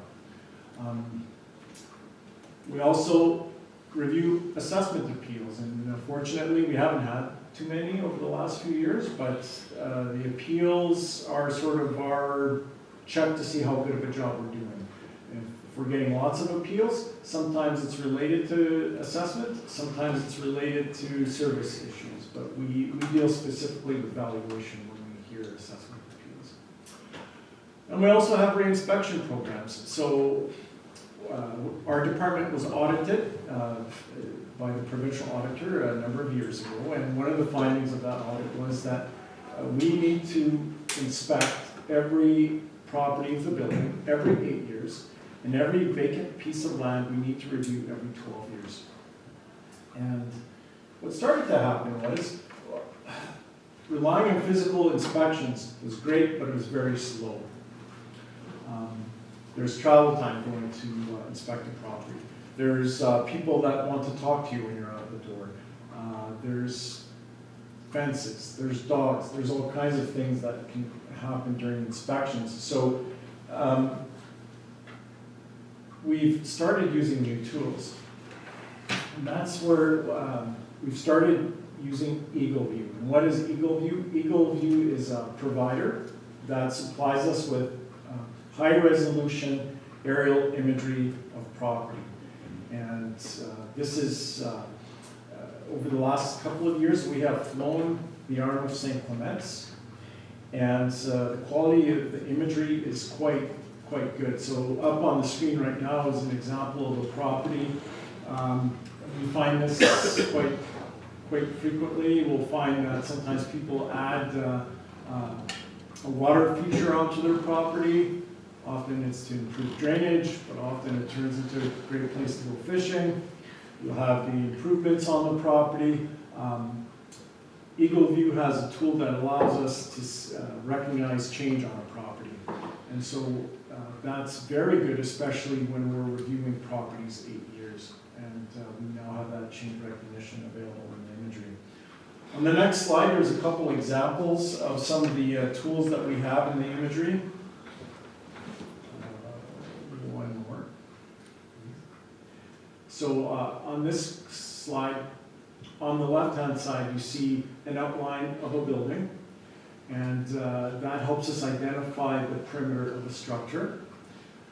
In the middle screen there, you see the back of the same building, and in yellow is a deck area, and we're able to measure that to the square foot. There's also an in-ground pool, and we're able to measure that to the square foot as well. So it's not that adding an extra square foot to your deck or pool makes a huge difference, but we can get accurate measurements, which are so important. Do we have the correct square footage on buildings? And often, we find now with a lot of properties, often there's gates in front, there's security cameras, we're not able to access properties. Using this imagery with its built-in measurement tools, we're able to get those measurements quite easily. And it helps us immensely. And on that picture on the right-hand side there, it's we're able to identify eaves as well. So we show the perimeter of a property. We could also make an allocation for eaves on a home, so we're not adding additional living area. We can measure height of the walls without being there, and with an on-site inspection, we can never do that. Using these measurement tools, we can get a very, very close measurement of the height of the structure as well. So that's all stuff that's very, very helpful for us. Compared to traditional type of inspections, the aerial imagery allows us to do 3 times the number of inspections that we do using the old methodologies of on-site inspections. On the next screen, So this is the second time we have flown St. Clement. So we did that in 2014. We didn't fly the entire municipality. We concentrated on the southern portion of St. Clements. And we flew it again this past, last spring in 2023. And part of the imagery now is on the screen here. We can identify at a quick glance properties that have changed. So on this map, everything in yellow has changed since the last time we were there. If buildings have been removed, that's identified in that sort of magenta coloring there. There's a change finder for existing properties, and that's, it's hard to see on the screen here, but that's also something we can identify. And if there's any new construction in 2023, we can identify that. Also, sometimes we come across things, we can't tell what that is. And the imagery will also flag that as unknown. And so often, when we're not sure of what's appearing in the imagery, we flag that as a property that we'll physically go and look at. But instead of looking at every property, this helps us narrow our scope and our focus onto the properties that need to be looked at, and not just every property. So what we did last year is we flew 30,000 properties across Manitoba. Just over 25,000 of those properties were in our Selkirk district. So we flew South St. Clement, South St. Andrews, East St. Paul, West St. Paul, City of Selkirk, Rockwood, Stonewall, Toulon, and also flew some northern communities as well. And what we do is in the winter, we use staff from across the province, and we do a door-to-door audit of each of these properties. And so we, using the imagery, can look at any property from several different angles. We, last year we were lucky, we got 2 pictures, 2 sets of photos, because in May when we flew, there was smoke in the air everywhere. So the provider ended up doing a second fly for us in November. So in some cases we see a property under construction in May, and we see how far it's progressed by November. Really helpful. May you might see some snow still on the ground. In November you see shadows because the days are shorter. So there's pluses and minuses to the imagery, but it's very helpful. So what we do is we go door to door to door. Because we all know the permit system is great if everyone uses it, but not everyone does. And so we find sometimes a person, some people are very honest or transparent, and they know they need to take out permits and they take them out, and there's others that don't. In projects like this, we're able to identify additions and deletions that we weren't aware of. And so we go on a door-to-door basis, and so sometimes you'll find, we'll get many calls to our office. Someone may express concern that their next door neighbor is under assessed because of A, B, C, and D. This imagery really helps us to determine when these improvements have happened. And we're able to use other tools as well. Google, for example, Google Earth often has flies from multiple years, so that we can use that to identify the age of when some improvements were made. We can rely on real estate listings. We also have our own internal information database on all property, so we can refer to that when we're reviewing assessments. So we have a lot of information at our disposal, and what we're just trying to do is place a fair valuation on every single property. And so we do this on a door-to-door basis. And if, and sometimes we find lots of changes, sometimes we find no changes, but we're able to do that on a street, door by door, and so at the end of it, our assessments should be fair and reasonable. And at the end of that, we send out assessment notices. If there's any change in value, we send out a notice to anyone identifying that, in fact, their property has had a change, and people can respond to that notice before those values come into effect. Sometimes through these projects, we find, say, we've found homes, we've found substantial shops, all kinds of things that we have no record of, and often we'll generate supplementary assessment notices out of those projects as well. And now in St. Clements, as I mentioned, we flew South St. Clements in 2023. The 2 years previous, we flew, actually 1 year previous, we flew North St. Clements. So the Grand Marais area, Lakeshore Heights area, the cottage areas of St. Clements were flown the year before. So we also did a review of those portions of the municipality as well. In total, we have flown approximately 77% of the arm of St. Clements. So we're not able to fly the entire municipality simply because this imagery is extremely expensive. And we don't necessarily get bang for a dollar in areas where it's primarily land. But wherever there's built up areas, we get lots of, we're able to review a lot of different properties using that. So, any questions so far? Some people might think, oh, this is Big Brother, this is, what are they doing now? And I can understand how some people see that. With us, it's we're simply trying to level the playing field and just be fair. In a lot of ways, our job's like a referee in sports, and not everyone likes the ref, but it's a tough job, but someone's got to do it. And if people don't like it, well, that's what you can call the assessor and talk to the assessor. And so that's where, like, we're not saying we're perfect, because we're not. If we've made a mistake, we'll fix it. But at the same time, we have to be fair. So. I think Councillor Spicer might have a question. So basically, when you're talking about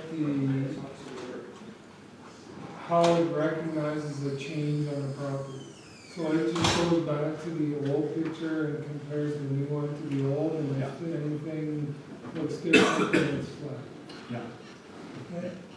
Yeah, now, we still do a door-to-door type of review, but that helps us identify those structures. Yeah. I know last year we had a bylaw enforcement officer from the municipality contact us about a property up in Gull Lake. They had no record of this two-story structure on the property. We had the Eagle View imagery. We can compare that to Google. We can compare that to our old photo from our on-site inspection 20 years ago when it was a single-story building. So we have all this information on property that we can share on that. So.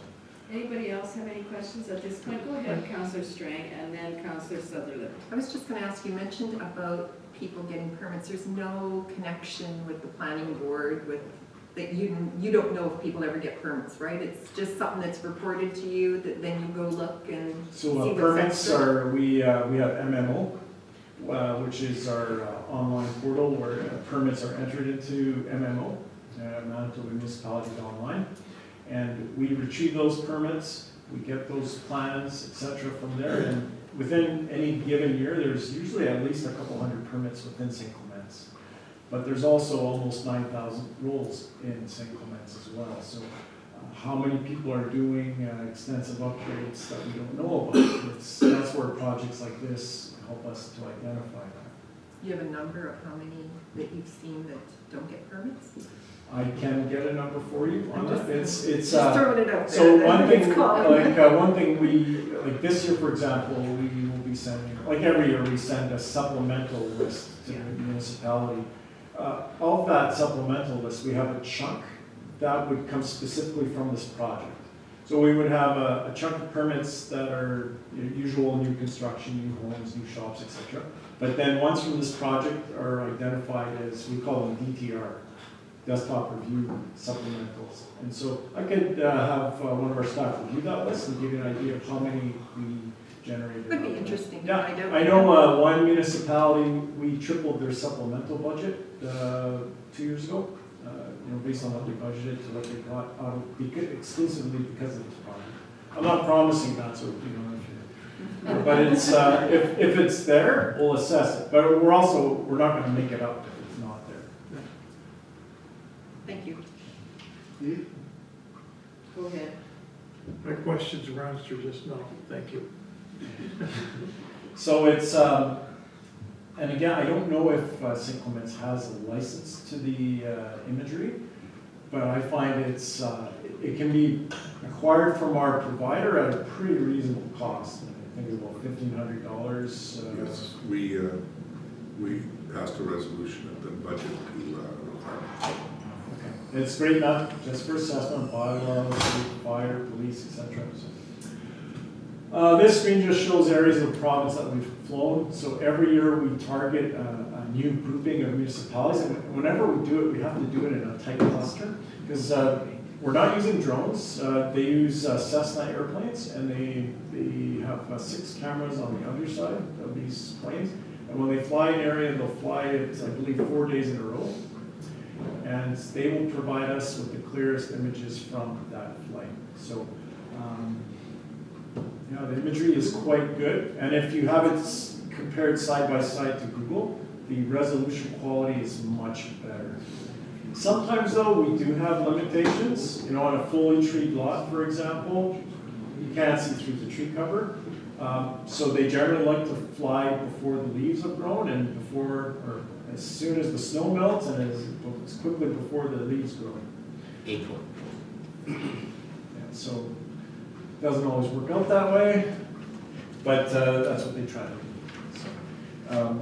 So yeah, there's been a number of areas that have been flown, and coming across the next couple screens, I can tell you how using this imagery, and myself, when we first started using it, I myself did not like the idea.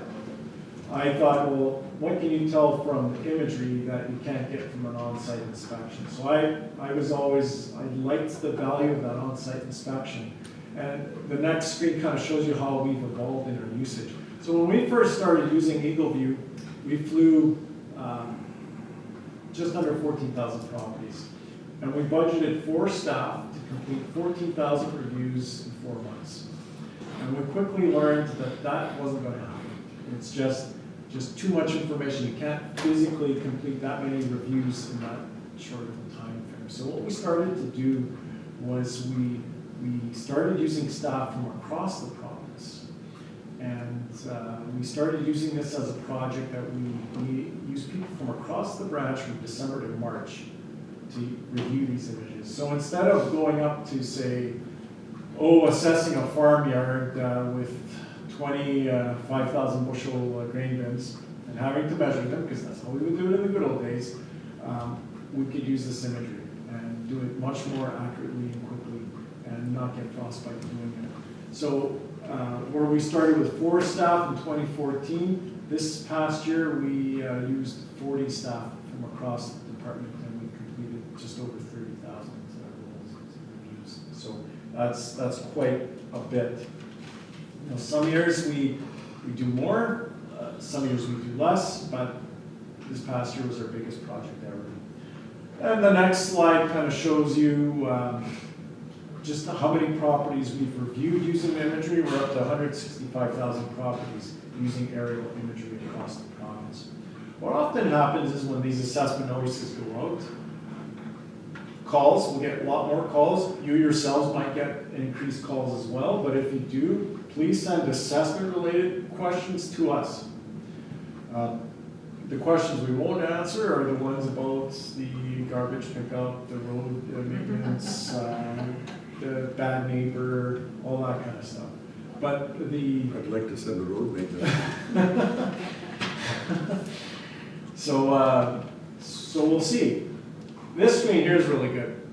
This shows how we've changed how we do inspections. So in the bottom, that green shows how we, that's office reviews. So those are properties reviewed from the desktop. And 12 years ago, we did 2 types of inspections: office reviews and field inspections.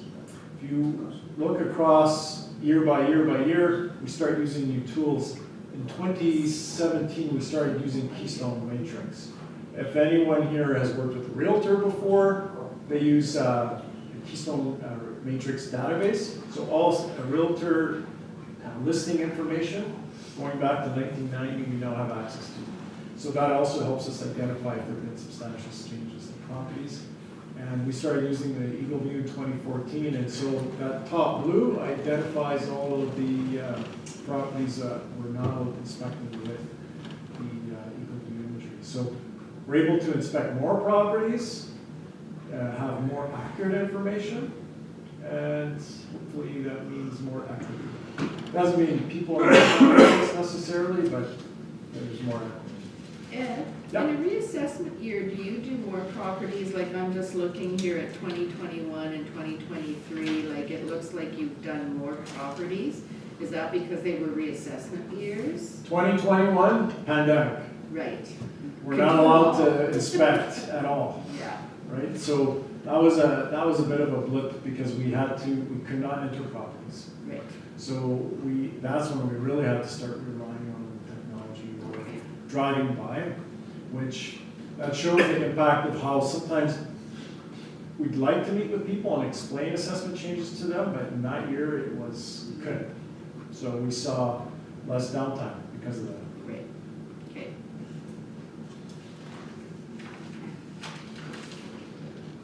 Okay, so 2023 flight, there are numbers here about how many properties were reviewed. So in St. Clements, we completed just over 4,200 reviews. So over 4,200 rolls were reviewed because of the imagery this year.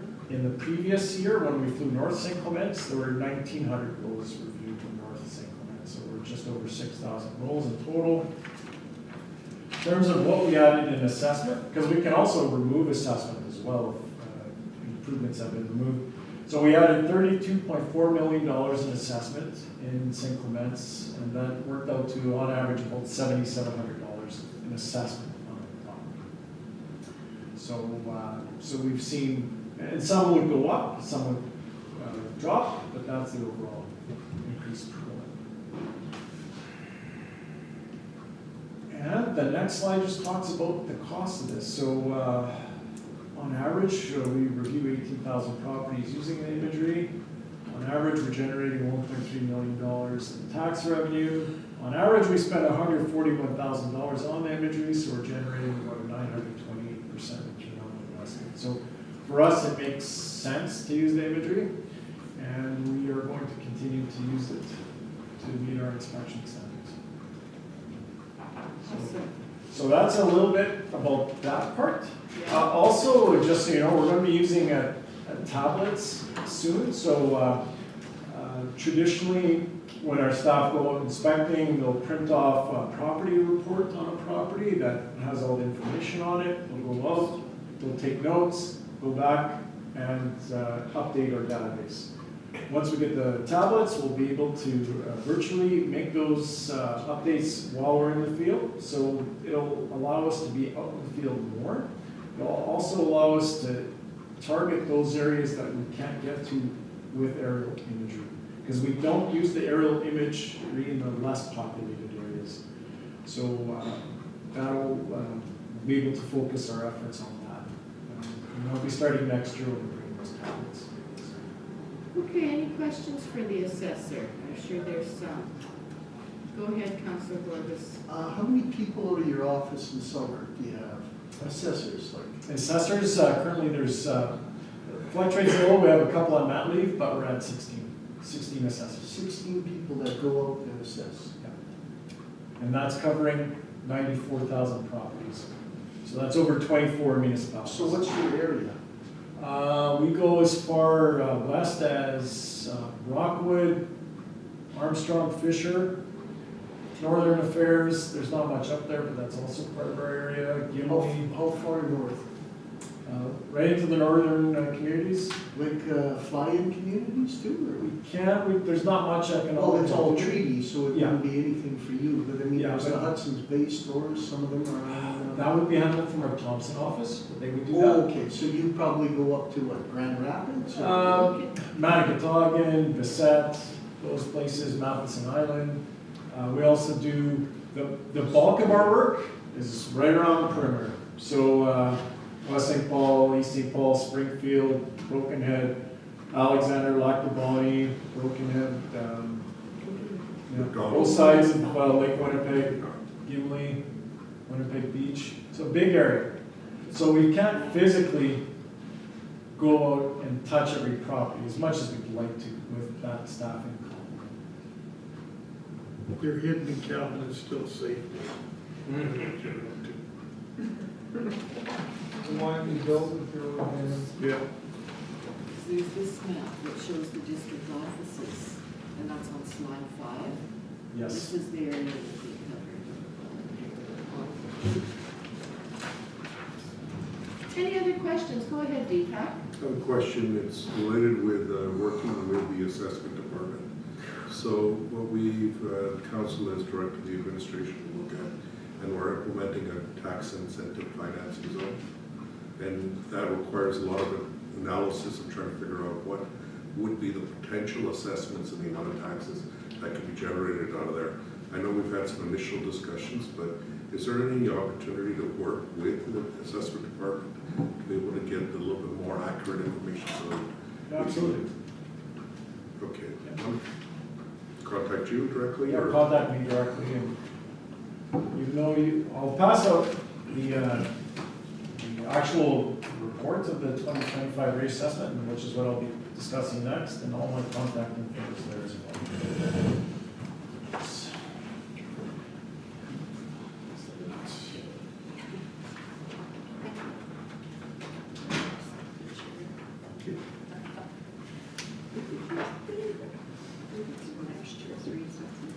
Thanks, Ed.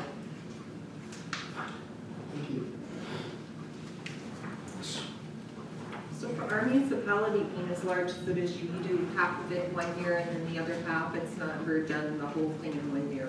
Yeah, it's just how it works with the fly, is the provider needs locations to be close together, so they charge on a sort of square kilometer rate. And so when they're flying, they need to cluster everything together. So when we did the fly, we did a cluster of populated areas in North St. Clements, Victoria Beach, Alexander, that whole cottage area extending east into River. I just noticed that on one of the years it was really low compared to say St. Andrews, so I'm thinking, oh, you're probably up north then, so just to identify the different amount. Numbers.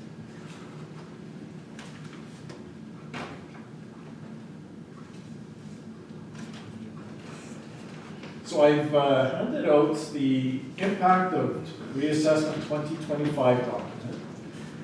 I can go through that now. And I've got also some extra information you might find interesting. So within St. Clements, there are just under 8,400 accessible rolls. And we show just over 5,100 rolls with a dwelling unit on it. And we have just over 2,500 rolls that are just vacant land. So about 32% of the municipality. We don't have any buildings assessed on those rolls.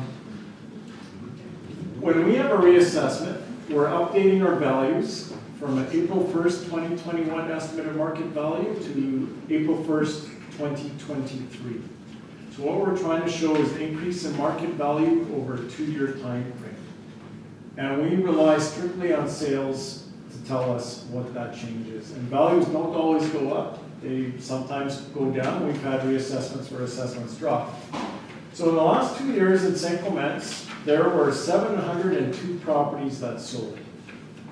And so we go through a sales verification process where we remove sales that we consider to be outliers. So by an outlier sale, I would refer to a sale where it's not a true market transaction. So that could be a sale of convenience, where a person sells property to their child at a reduced rate. Sometimes you have people who are extremely motivated because of financial hardship and they let a property go for too little. And on the other hand, you sometimes have people that money's not an object, they'll pay whatever they want as long as they can get the property, and so those high outliers, will remove those from our analysis. So we started with 702 sales, and we worked it down to 577. So those 577 sales were used to arrive at assessments for the 8,400 property owners within St. Clements. So, question, when you look at sales, are you looking at the sales, did they sell the house for enough? And if not, then you alter your assessment or you adjust your assessment. So let's say the building was assessed at 400,000, but they sold it for say 520 more. So are you gonna go back and look at that and make an adjustment, or? What we do is we try to measure, like, for example, if you have a sale today, May 28th, 2024. Well, our assessments are based on an April 1st, 2023 estimate of market value. So part of it is, like, we're not trying to chase a sale. The market maybe has gone up since then. And so what we're trying to do is measure how much the market is changing within a time frame. And sometimes it's accelerating quickly, and other times it drops. 2 years ago, we all of a sudden, we had, pandemic when it hit, price of money dropped. People were, I've heard of people getting mortgages below 2%, and wow, it's like it's almost free to borrow money at that rate, right? And then all of a sudden, the Bank of Canada started pumping the brakes on that, and the price of money came back up, and all of a sudden, whoa, I've got a mortgage coming up for renewal, it's going to cost me an extra $800 a month. So that can have an impact on the market as well. But what we try to do is measure as of an exact date, and that's April 1. And so often we time adjust sales to reflect that change in value over a time period. So yeah, we've used 577 sales. Of note, in St. Clements, there were 110 sales north of $500,000. And there were 8 sales that sold for more than $1 million. Of those 8, 6 were residential sales, so that's single-family residential, so 6 sales in excess of $1 million. We had 1 farm sale for just over $1 million, and that buyer paid $4,500 an acre for that sale. And we $4,500 what? an acre. And then we had another sale for a development parcel just across from the RM office here. It sold for, I believe, $1.2 million for 11 acres, so they paid about $106,000 an acre there. So those are your $1 million plus sales. That's pretty good.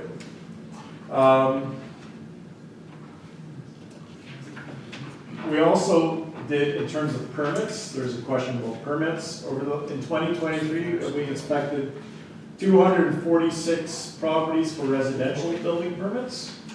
And we inspected 13 ICI permits, so that would be commercial investment type properties, for a total of 259 permit inspections last year.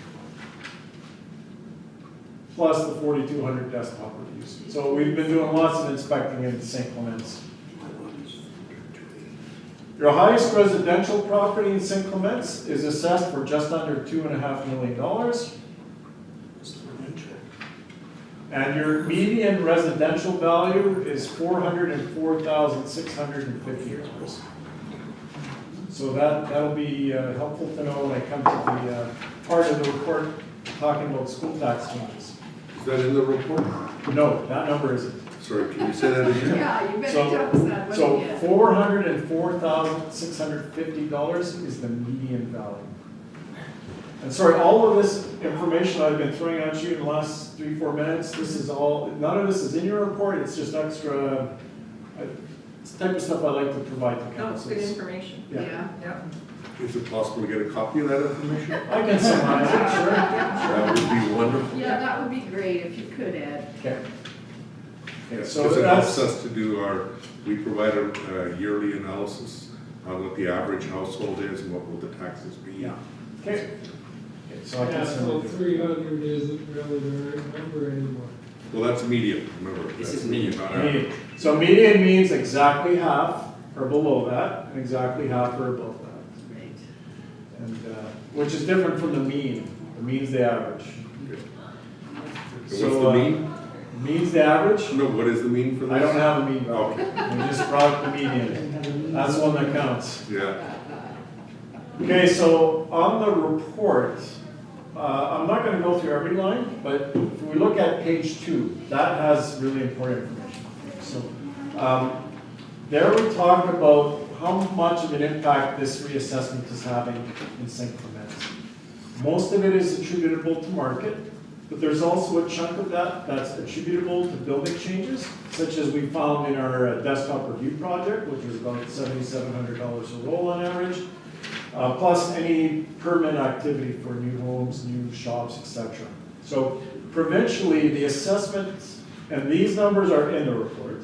The average increase in Manitoba in the last 2 years has been 13%. In St. Clements, it's 22%. So does that mean people's taxes are going to go up by 22%? No. If you keep your mill rate the same, very good chance of that. But, you know, hopefully with the reassessment that gets adjusted. But we also have to consider the school divisions. So now compared to the last reassessment, the provincial average was 10%, and St. Clements went up 12% last time. So from a point of view of a property owner, I'd say this is all good information. You know, it's a municipality that's growing and values are steadily increasing. So that's good, especially when you need to borrow money or when you're selling a property. That's good. So if we look at your assessment tax base, St. Clements, it's a huge municipality, but if we're looking at your total assessment tax base, 87% of it is tied up in residential classification, which is quite a large number for a rural municipality. And that's component, your single-family residential on average is increasing 22%. Luckily, your farm is also going up by 22%. So there isn't a big shift in tax from one property class to another, because sometimes we'll have a reassessment where residential is going up 10 and farms going up 40. Cases like that, you see the shift to farm. Here, it's not the case. Your commercial component, which is about 5% of your tax base, is going up just under 15%. And the institutional is going up 29%. Pipelines are going up 20%. You may have heard that there may be a change in pipeline valuation.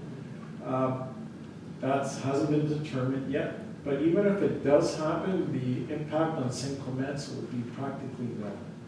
There are other municipalities in Manitoba that are being positively or negatively impacted by the pipeline change, but St. Clements is one of them.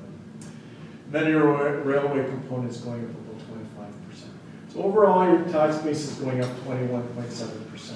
So what does that mean? Because typically the number one question to our office is, our assessment went up 21%, I can't afford a 21% increase in my taxes. Well, most people couldn't, but that's where we look at page 4. So when we make projections in our report, we know what you spent in 2020, or we know what your budget was for 2023, but we don't know what it'll be for 2025. So we have to make the assumption you are spending the exact same dollar amount in 2025 that you did previously. Now we know that's a perfect world scenario, and I don't live in a perfect world, and neither does council, but we have to base our presumptions on something. So that's what we base it on. So what we do is we take those figures from page 2 and we apply them to this chart on page 4. So in a perfect world, if your budget was identical next year, and we're including the school divisions in that property with a 22% assessment increase would see a 1.8% increase in taxes. Realistically, you need to add an inflationary amount on top of that. And you would need to do that for all of the numbers in the change percentage category. But overall, you have what I'd say is a pretty steady shift in assessment within the municipality, and so that's a good thing. You don't have to worry about massive fluctuations, unless it's that property where we found multiple buildings that weren't assessed. And in those cases, those people would be seeing a big adjustment. And then in commercial, it's going down 3.5. Yeah. A lot of the growth provincially has been on the residential side of things, for sure. Commercial hasn't grown as much. At the bottom of page 4 is a pie chart that talks about the number of properties seeing tax increases and decreases as a result of this reassessment. And overall, we're showing more properties with tax increase than decrease. And this number will probably end up being a little higher than that because of inflationary measures. Now, if we take the school division out of it and just look at the municipal portion, that's page 5 of your report. So by removing the school division component out of it a little bit, it neutralizes that tax impact ever so slightly. There's still most likely a need to generate more tax dollars from that tax base, but hoping that if you bring down your mill rates to almost 22%, the tax implication would be more neutralized. Any questions about that? Does that make sense? There's lots of numbers thrown out. Okay. I'll absorb it, I think, Ed. Okay. Page 6, I won't spend much time on, and that just talks about moderating impacts of reassessment. Page 7, so in the provincial budget, there were some pretty substantial changes made for next year, and this year as well. So how many people here have been getting checks from the province of Manitoba the last couple of years? Right, it's, you know, some people may not even know what they're getting those checks for. What that check is a rebate on the school taxes equal to 50% of the school taxes on a residential property, 40% on a farm property, 10% on commercial properties. Those checks are gone this year.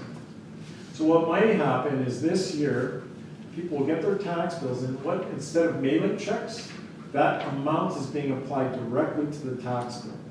So a lot of people are going to see their tax bill, and it may look smaller, and some people who have been hiding that check from their significant other will have some explaining to do. But next year, that check's gone. That rebate is gone. There's a new program that comes into effect next year, and that will, they're changing the name of it as well. It's been known as the Manitoba School Tax Rebate the last couple of years. And next year, it's going to be called the Homeowners Affordability Tax Credit. And what it is, it's going to be a flat tax credit up to $1,500 applied to the school tax portion only on a property tax bill. So let's say you have a property and you're paying $1,000 in school taxes. You won't be paying school taxes next year. If you're paying $3,000 in school taxes, you'll get a rebate check for $1,500, but you'll still have $1,500 in school taxes. They'll get a check or they'll just take it off? It'll be a credit coming right off. It's right off, so, okay. Now, if you own a cottage in Grand Marais and you don't live there, you're not going to get anything. And so the last couple of years, every property owner, regardless of if you own one property or 20 properties, you're getting that rebate check. And so some people have been getting some pretty nice big checks. Next year, that's changing. And so whoever represents the more cottage portions of the municipality may get a lot more calls next year. And that's sort of a heads up on that. And it's nothing you've done, right? It's just a change in the policy. Generally, if your assessment is a lower value, you will benefit from this new tax credit program. I did a quick check, so I tried to bring up the projected tax bill on someone with that median house value. Question then? Sure. So, just because you mentioned Grand Marais or Cabin Country, take like Whiteshell, for instance, they don't own the land, how do you assess $1 million cabin? We don't have jurisdiction in the provincial parks. We're on a lease system. Okay. Yeah. So anything leased, just. Yeah, we don't have access to it. Tax free. They pay a fee. Yeah, they pay a fee. It's a fee to the government. Yeah. Yeah.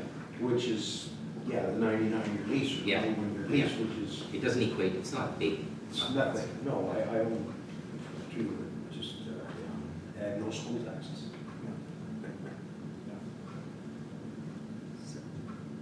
Go ahead, Sandra. So our residents up in Grand Marais, that's their permanent home up there, they'll get a rebate, but if it's your secondary home, not your primary, then you won't be getting one. Is that what I understand? Okay. Yeah, and that's Which they exactly how it received- was. Which they received last year.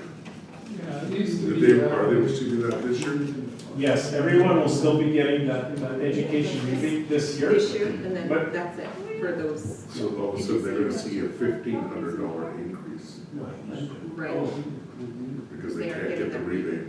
Potentially, depending on, generally, most cottage properties, the valuations aren't that substantial. They'd be on the lower end of the range, but there are some pretty substantial assessments up there for sure. Thank you.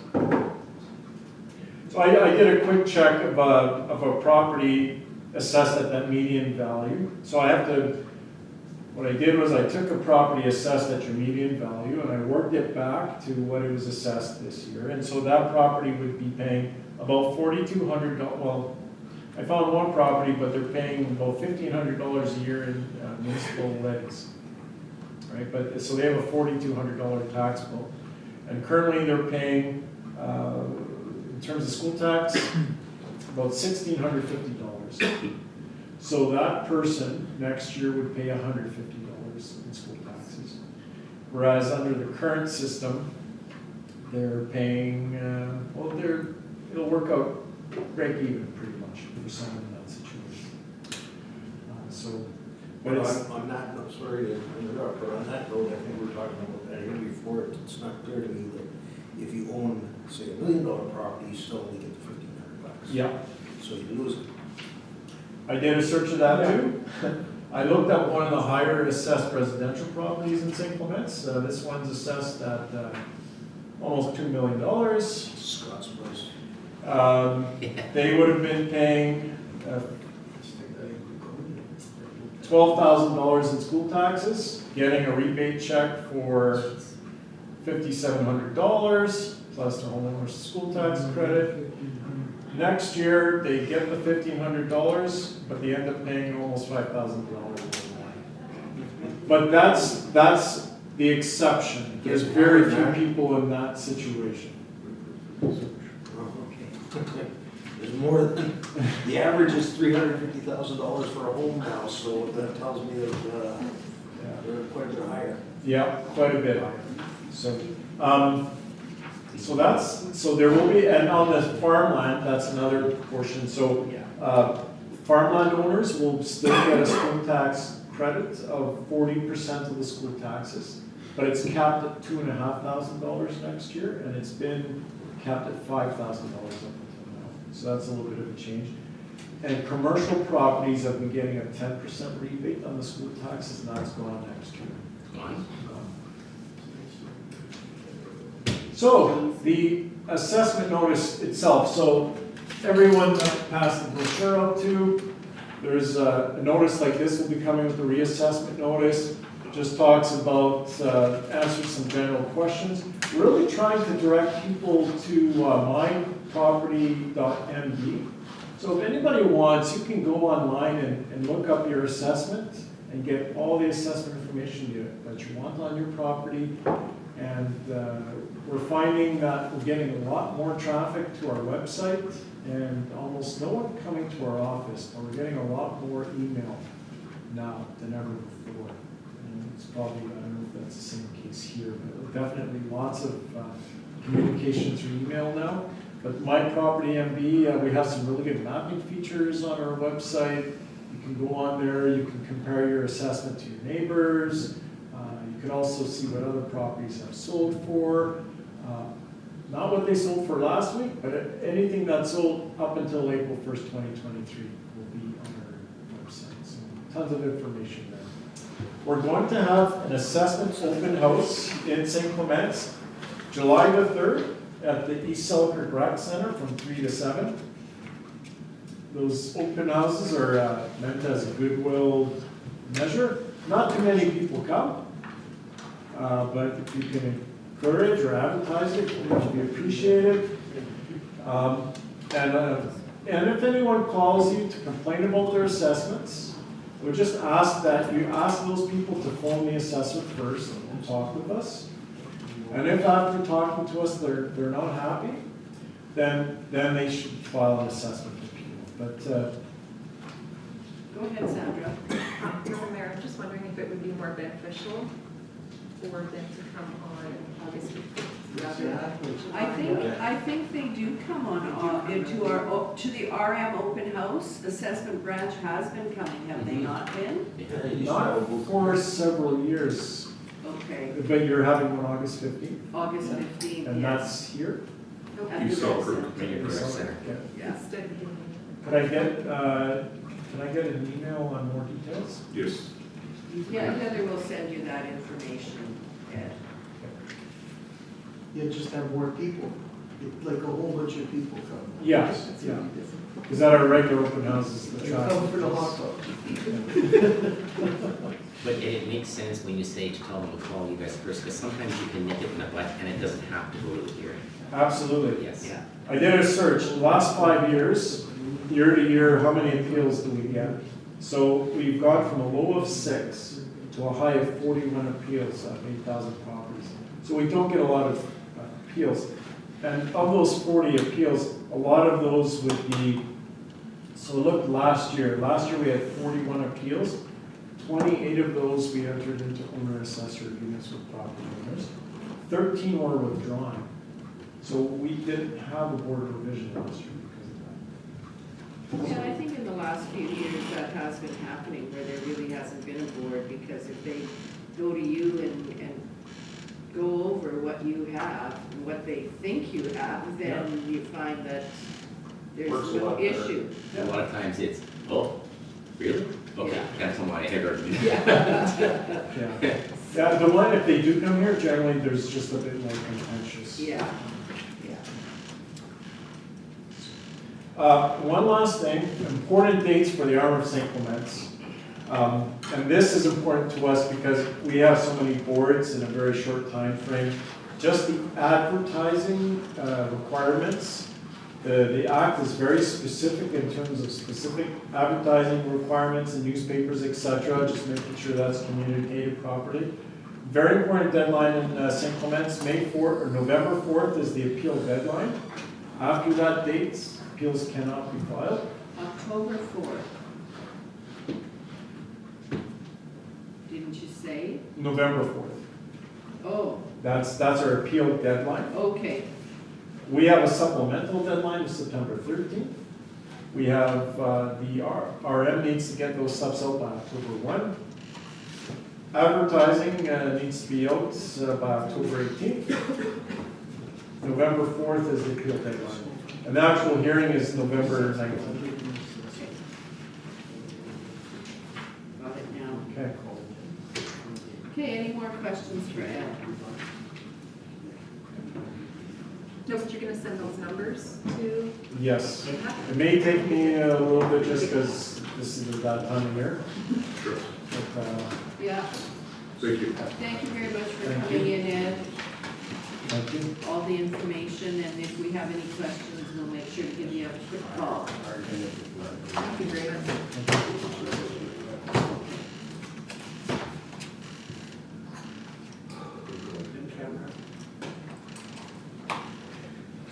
Okay, Madam Mayor, I'll read the resolution to go in camera. Sure.